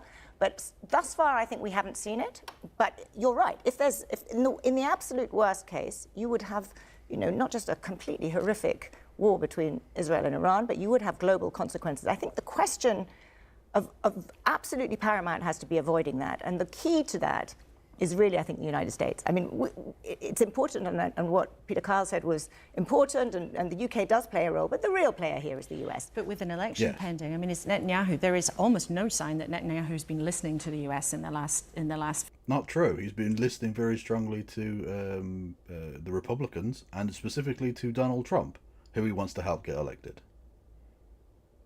That's just a part of this as well. Now, he's listening. He has also been listening to the Democrats as well. And what he's been listening to is them saying, yes, Mr. Netanyahu, another £10 billion given to you for free at the cost of the American taxpayer, and bypassed Congress to give you as well. And he's hearing this and going, thank you very much. I'm going to do explicitly the opposite of what you've told me to do. True, and you're going to like it. On the point of it being funded by America, did you see the Lindsey Graham clip? No. Oh, amazing! Right, so the context for this is that Lindsey Graham, senator for is it Louisiana or somewhere? Anyway, a Republican motherfucker. It's North Carolina, right? North Carolina, sorry, yes. Lindsey Graham, and there's been this storm Helene, was it? I think, running through much of the south of the United States. And naturally, the American people not entirely happy with the American government's response to the flooding and the damage and blah, blah, blah. And they've been questioning the priorities of the American government in terms of where it spends their money. And so, directly asked about whether money should go from be spent given to Israel or for flood prevention and rebuilding, etc., Lindsey Graham had this to say. Imagine this. I don't know how this isn't the end of his career. I genuinely don't. You can thank Donald Trump and Elon. Hang on. That is very, very quiet. Do we have a more loud clip? Hang on. You can thank Donald Trump and Elon Musk for that. I've been going all over South Carolina like most people. I hadn't slept much. But look what's going on in Israel. Our friends in Israel are surrounded by people that want to kill them, destroy them, a second Holocaust in the making. And Biden says be proportional. What is the proportional response to people who want to kill you and your family? God. They're running out of ammunition in Israel. We have to help our friends to keep the war over there from coming here. So literally they were talking about flooding in North Carolina, his state, South Carolina, his state, and he was like, no, we need to send money to Israel. I mean, it just shows you where these people's loyalties lie at the end of the day. Yeah. Mad shit. But again, what's funny is that the response to a lot of this was people saying things like, well, they're defunding FEMA to give money to Israel and Ukraine.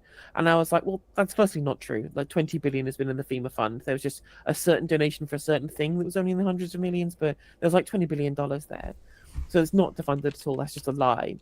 And they say funding for Israel and Ukraine. Well, how many? Israel has been given like tens of billions of dollars of cold hard cash, whereas Ukraine is just getting like hundreds of millions of dollars of military aid, which is just old shit that you paid for 20 years ago, that the military industrial complex like siphoned away from the taxpayer, and they're being given as like sloppy seconds by the US Army and Air Force, right? Like Ukraine, the country that legitimately requires these things to repel an invasion. No, actually, we don't want to do that. And in fact, we're going to blockade any bill that tries to pass it that has anything that has funding for Ukraine in it when they are actually trying to resist an occupier. Oh, what's that? One of our allies is actually administering an occupation and further trying to entrench that occupation using our money, in which case bipartisan support and 10 times the value and actual cold hard cash. It's ridiculous. Yeah. To Maria and in chat, firstly, stop fucking all caps raging.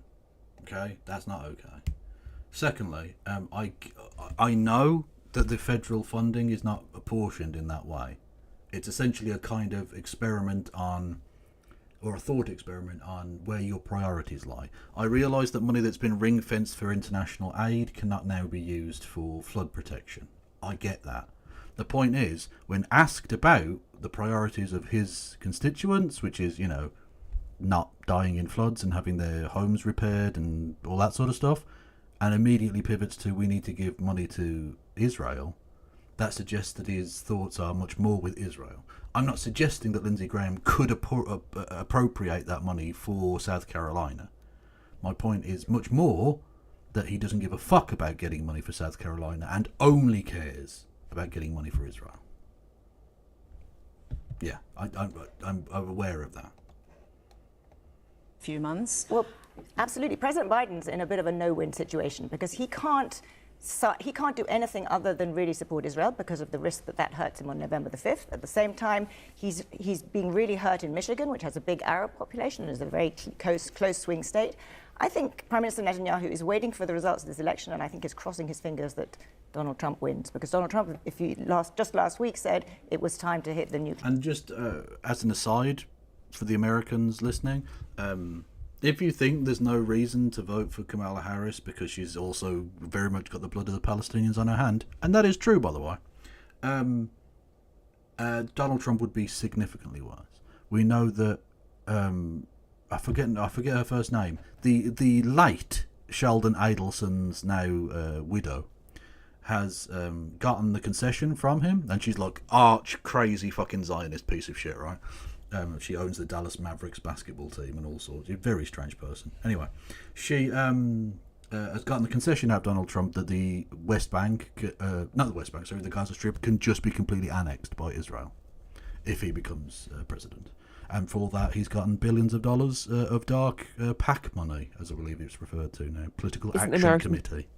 Yeah. Isn't American politics fun? So that's a thing. So if you think, however bad you think Harris Waltz would be on Israel, Biden, Trump is literally just like, I don't think they've done the genocide enough, actually. I think they need to complete the job.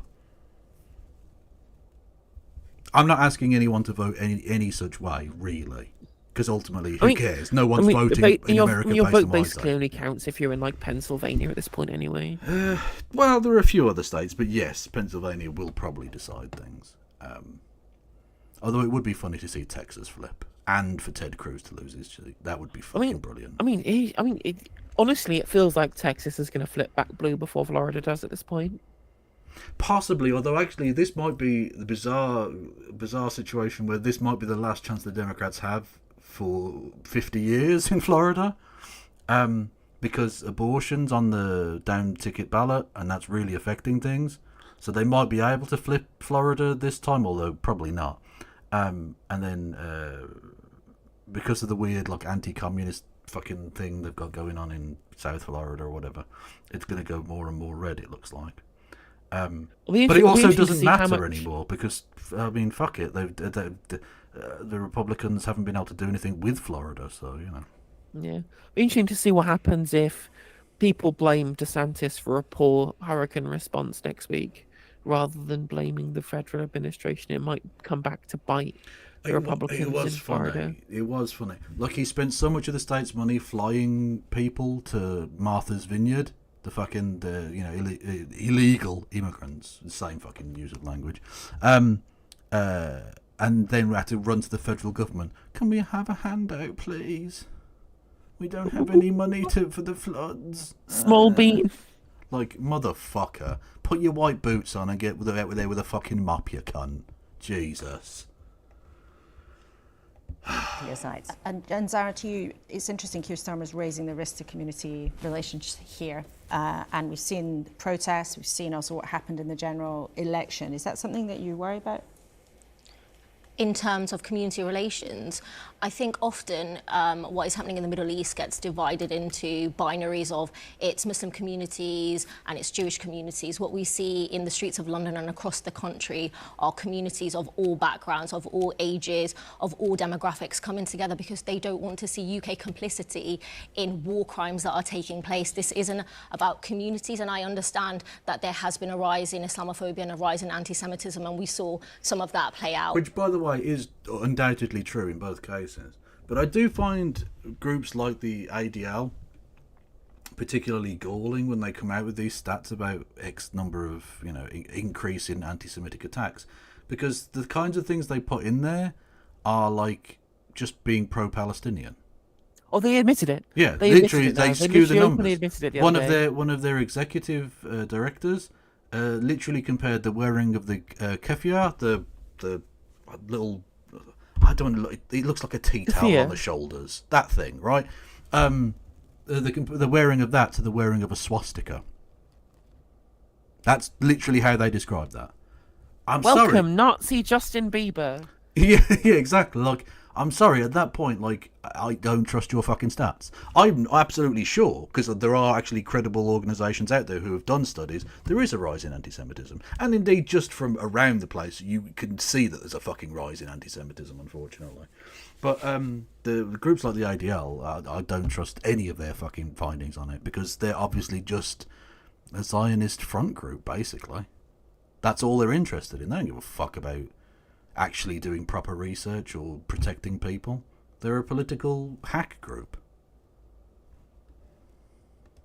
Over the riots in the summer. But when we kind of use that point, often it is to undermine legitimate grievances about war crimes. But is it legitimate for people at a protest in London to be holding up a sign saying, absolutely not. Yeah. Absolutely not. And there are laws in place. See, people are more erudite in chat. A traditional patterned scarf. But in my mind, I just went tea towel because I'm a cunt. Do you know what I mean? Like, What's funny as well is the keffiyeh that Justin Bieber was wearing was like a PFLP one. Like he's not good. Like he's not just flipped from being to being pro-Palestinian. He's out there like sporting the garb of a militant group. You know. Inshallah, Justin. Let's go.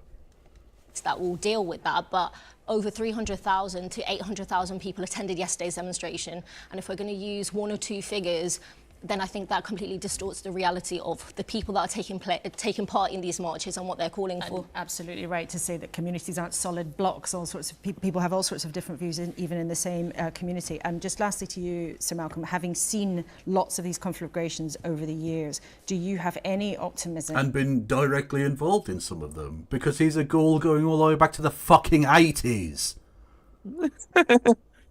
That it is fixable in any time that we might even vaguely describe like as this being motherfucker. soon. This motherfucker was a crazy old fucking right-wing crank when I was a baby.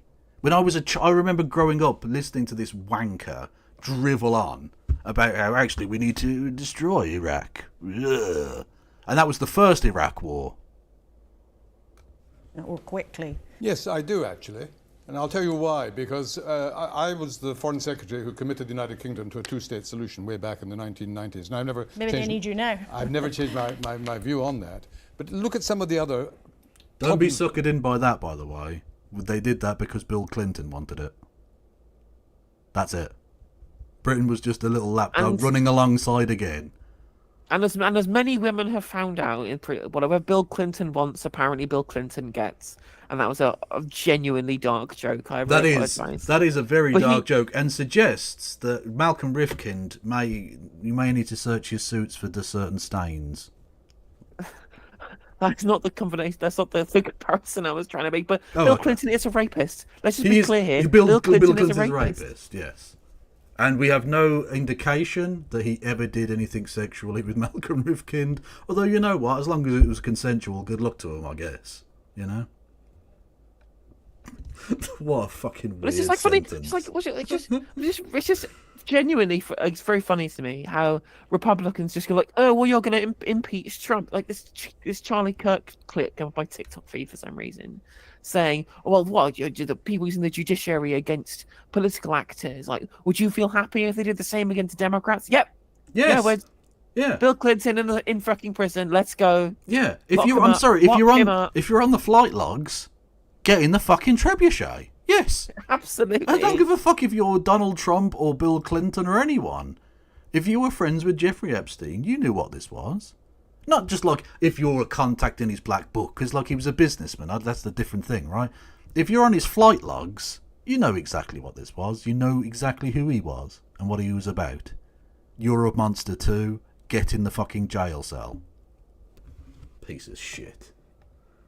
And it's so annoying, because the only reason that the Democrats don't go after him for the Epstein stuff is because they could just turn around and go, what about Bill Clinton? What about you, Kamala Harris, with this picture of you hugging Bill Clinton? What's that about? Ridiculous. Maybe can we just take a look at a moratorium on this? Can we stop supporting pederasts, please? Could we do that? We thought, just a thought. Yeah.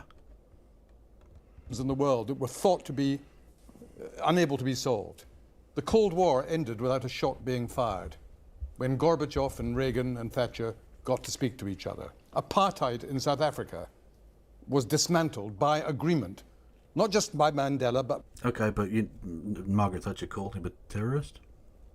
And also, like, there was violent resistance by the black population. Yeah, quite significant amounts of it. Yes. Yeah, like this again. It's the liberal whitewashing of history. But they want to put forward Gandhi. That India freed itself by sitting down and saying, "No, British Empire, up with this we shall not put any more." And they sat down, and Britain went, "That's a forceful moral argument you've made there, Mahatma. I think I'll fuck off." No, there were literally people murdering British service personnel. Well, not murdering, because it's a resistance, whatever. Killing. There were bombs planted. Fucking letter bombs were sent to regional governors. People who were complicit with the Raj regime, including other Indians, were killed. Like, it was not an entirely peaceful endeavour. What you need is a little bit of everything. You need a kind of peaceful thing. You need a fucking MLK, but you also need Black Panthers. Oh yeah, people need to feel like they've got something to lose if they don't negotiate. Right? Yeah, exactly. It's like I fully am on board with lots of people who say that we should have tried to get negotiated settlements in Ukraine years ago, months ago. Right, I'm fully on board with these people, but a load of these people also say, well, by funding Ukraine and sending them arms, we're continuing the war. I'm like, no, if you want a negotiated settlement, like, the Russians have to believe that there is a reason for them to come to the table. And if all military aid to Ukraine stops, what reason do they have to come to the table when military victory is almost inevitable? Like, exactly. It's just basic. It's basic common sense. If we stop funding Ukraine, the Russians march into Kiev tomorrow. Or not tomorrow, but next week, next month, whatever. They're going to run out of fucking guns. Doesn't matter how brave you are. If the Russians have tanks and you have no tanks, you lose. Exactly. Like, if you want to negotiate a settlement, you have to think that you have to get Russia into the position where they believe, but the human, social, and economic cost is greater by continuing the war than by negotiating an end to the war. Because believe me, I think that it probably should have already, even in these kind of objective, kind of these utilitarian guys from like a pro-Russian angle, if I was going to try and take that role, I would think they probably almost certainly have crossed that threshold already. What are they gaining from this at the cost of huge amounts of their working age men who are just dying for no reason, the economy tanking and having to divert so much of their industrial production towards military capabilities rather than functioning like an economy? Like, surely it's already past that point. Very much so, yeah. But of course, if they believe that military victory would be tomorrow rather than never, they would never come to the table to negotiate. Yeah, when you've basically already won or are about to win, that's not the time you decide to get around the table. Why would you bother? I've got everything I want now. I win. It's exactly the same reason why we should be stopping arms sales to Israel. Indeed, because so. they are Russia in this situation where they fully believe that they can continue winning because they have a gigantic military advantage because of the weapons that get sold to them by countries in the West. So if you want to negotiate settlement there, you have to remove the weapons so they feel like that they might actually have a chance at not winning outright. Indeed, so. And Rohak makes a very good point. As much as MLK did support peace, he was also massively politically misrepresented. He was a socialist. Literally, the last speech he ever gave was to a group of striking workers at a Coca-Cola factory. Little factoid for you there. He was a socialist. Now, you'd know that because apparently he just said the thing about having a dream. I had a dream once about ponies. You don't hear me going on about it. De Klerk, the leader of the white South Africans. And think in Britain, when we had the IRA, for a whole generation, terrorists attacking people, that was solved. Now, the common... Up the ra, Nigel. ...bond between each of these three solutions was when each side, not one side, each side produced statesmen who were prepared not to forget the past, but to actually negotiate and make the compromises that are required. And these compromises are there to be... I don't know that you can praise Francois de Klerk on that one, really. Like, he realised the game was up and tried to get the best deal he could. He didn't give up because he didn't believe in white supremacy. If he could have, he'd have happily carried that shit on. He wasn't some sort of racial fucking, kumbaya merchant. He realised that the black people were going to take that shit back one way or another. So probably best to do it in a way that's at least murdery. Always helps. Yeah. It's preferable. Yeah, ideal, really. Be made. They were all... Also, Nelson Mandela gets misrepresented. You know the first place he went upon freedom when he was able to leave South Africa? First international trip he went to say thank you to Fidel Castro in Cuba for his endless support of the anti-apartheid movement. Again, you can like that, dislike that, whatever. It's a fact. Doesn't get mentioned. Ever. Because we've whitewashed the guy. He just didn't like the racism. That's all. Almost made by Rabin and Arafat many years ago. politics and diplomacy can sometimes And what happened? work. So there's What happened to him? Optimism from your experience of the past. Well, let's talk to Iran then. On Friday, Iran's Ayatollah Ali Khamenei warned that Iran... No, let's talk to Iran. You're not even talking to an Iranian anymore. This person has to represent the entirety of the country. We're just going to talk to all of Iran now. Hello. Would strike back against Israel again if necessary. We can now speak to Massoumeh Ebtekar, who was a vice president in the Iranian cabinet in 2021. Thank you very much. Whoa. I thought women weren't allowed in Iran. What's this? I thought women were literally illegal in Iran. So being woman is illegal. Literally illegal. Indeed, for joining us this morning. Isn't Iran responsible for escalation by attacking Israel, funding Hezbollah and Hamas, which have both repeatedly attacked Israel?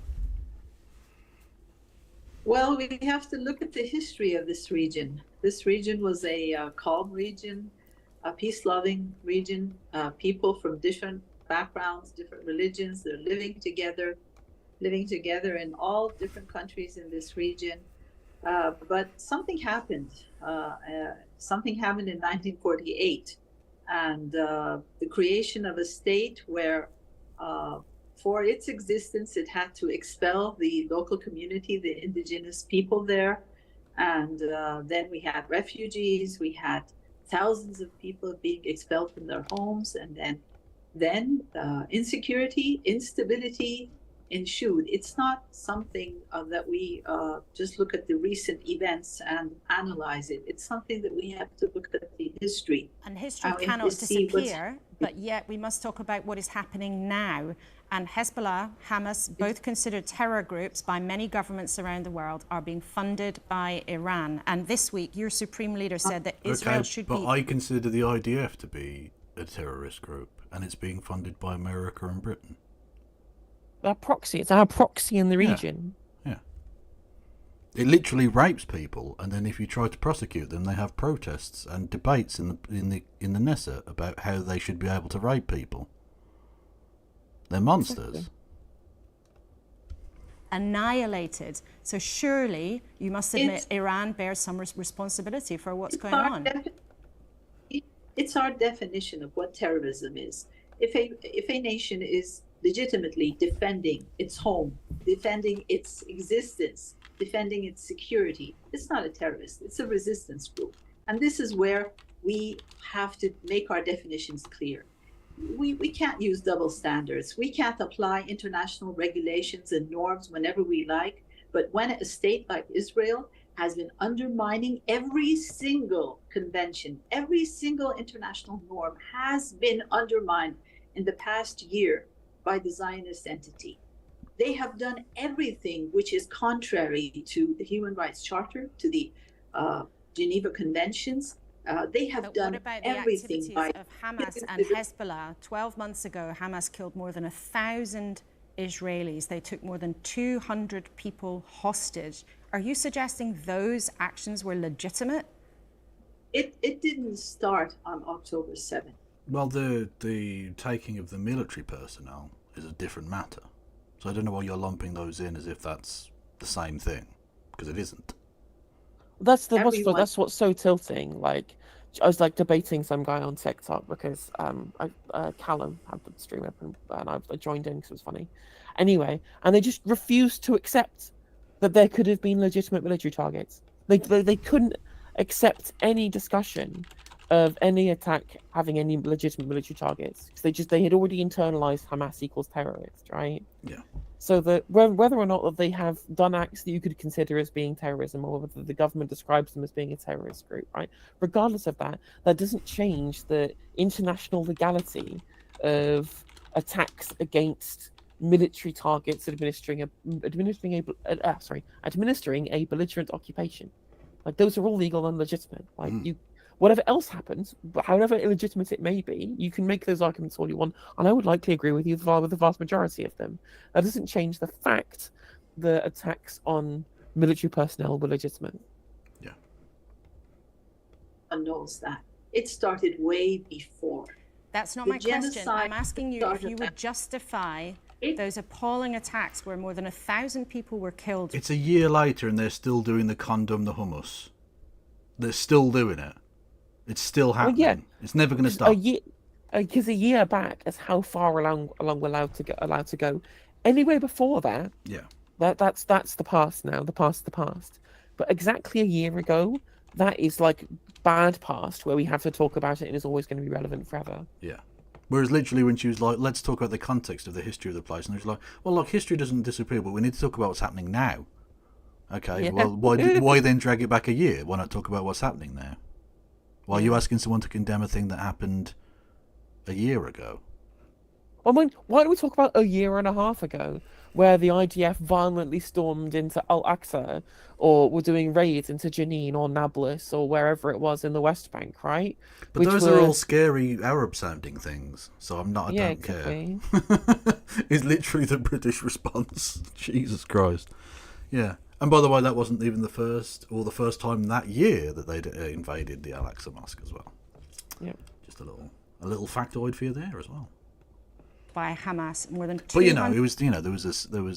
it was peace on October 6th, didn't you know? 100 hostages were taken. Can you justify those activities? Nobody justifies civilian deaths. But when it happens at the scale that it has happened in the past year against the people of Gaza, and now just in the past week against the people of Lebanon, we have over 2,000 civilians killed in Lebanon only in the past week. Also, just for clarity's sake, some people do say it's okay to take those hostages. Strictly speaking, the people already keeping the hostages, they seem okay with it, actually. So there are some people who are not great actors in all of this, shall we say? No. Is what we're speaking about. A nation, all the nations in this region, they are legitimately defending themselves. They're defending their independence, their integrity. They're defending their right to live. There are many people in your own country who are appalled by the actions of the Iranian regime, which is not a democracy, which locks up people who disagree with them. How can you... Unlike Israel, that doesn't do any of those things. Wasn't Masoud Pezeshkian just elected in a democratic vote? Yeah. Also, like... The incredibly brave, although I don't necessarily agree with them on everything, but the incredibly brave Hasidic Jewish population, who are deeply against, in many cases, the actions of the Zionist state, have been violently and brutally cracked down upon by the Israeli state. The idea that this is some sort of liberal democracy that allows all range and manner of... No, it isn't. No, it isn't at all. If you stand in their way to any degree, you will be knocked down. Or killed. Let's be telling other countries. Exactly. A lot of people are now demanding a serious change in the policies of Western governments. We saw yesterday was a national day of protest against the policies against the Palestinian people, and tens of thousands of people were marching in the US and many countries in the Europe, including the UK. People are protesting. They're not satisfied with the policies of their government, and the solution is clear. I think we just lost the line to Tehran there, but that was... What a surprise. Oh no, it's just out of nowhere. They're just spitting some facts and no, we have to cut them off. Oh no. Interesting just how forthright she was in trying to reframe the narrative in favour of the West. When, of course, against Ms. Hotovelli, it's like just lies being thrown out left, right and centre like a bullshit machine gun. Yeah. And Laura's just like, yeah, I think that's all just correct and I'm not going to scrutinise it whatsoever. What good news have we had in 2024? This is also very draining. The Euros was pretty fun. I enjoyed that. I'm not sure that counts as good news necessarily, but it was fun. Look for enjoyment in your own experience of the world. I qualified for the Pro Tour. That's okay. We were talking about things not being depressing and shit, and you bring up fucking geek rubbish. Children's card games, exactly. I'm very good at children's card games. I'll have you know. Well, considering the amount of money on offer, these are not children's games. These are adult sports at this point. True.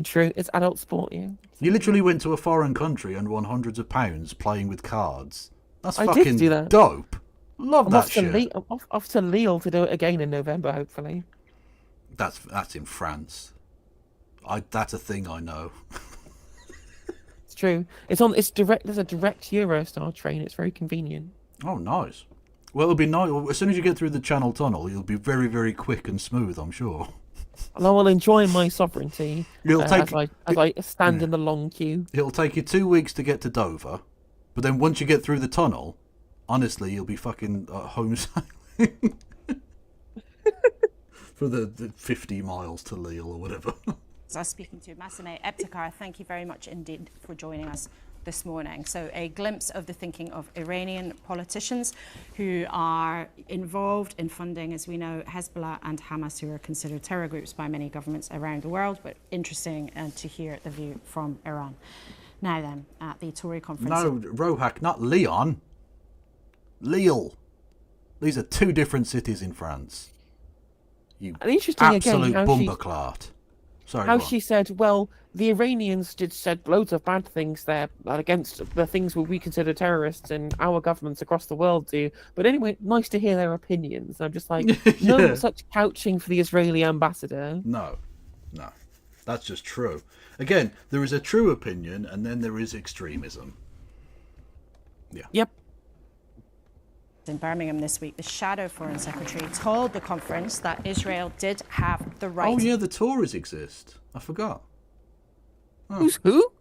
Do you remember them? The Conservatives Party or something? Something like that. Anyway, apparently they're a thing and they've got a leader or something. And apparently they all think that we need to fire rockets at immigrant boats or something. I don't know, something like that. To defend itself. But of course, there is concern in the Conservative Party, as among all Western politicians, about what is going on. The Shadow Foreign Secretary, Andrew Mitchell, joins us this morning. Thanks very much. Do we really care what this cunt has to say? Not in the slightest. Literally not even remotely what this cunt has to say, no. Is there anything else? Oh, they go back to these dickheads. So. Nah, fuck them.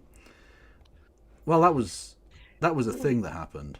That was infuriating. Oh my god. Oh, she's insufferable. When I say she, I should specify the Israeli ambassador. But they were all terrible. Laura Koonsberg was bad. Kevin Kyle was bad. Peter Kyle was bad. Oh, Peter Kyle, not Kevin Kyle. Jesus. The only person that was any good was Zara Sultana, who was all right. Yeah. I mean, the other woman who was on the panel seemed reasonable. Not someone who I fully agree with, but at least she talked, about how civilian casualties are bad. That's true, and she has actually been there, so that's a worthwhile insight. Yeah. But she's just she far went too to posh. Palestine. Yeah. Saw how bad it was. Yeah, she was quite posh, and had the poshest name ever. Literally ever. Anyway, yeah, that was the show that was. Apologies that Christy Winters couldn't have been with us with me this evening. She's ill, but she'll be back on Friday or some shit. Are you carrying on? Because I'm definitely done. I'm absolutely not. I'm still pretty tired from the other day. So that's fair enough. Okay, who should we raid Reno into? I haven't got a clue. The only people I'm following, I'm following who are still alive is Hassan, who we're not raiding, and a Magic streamer, so probably not raiding that.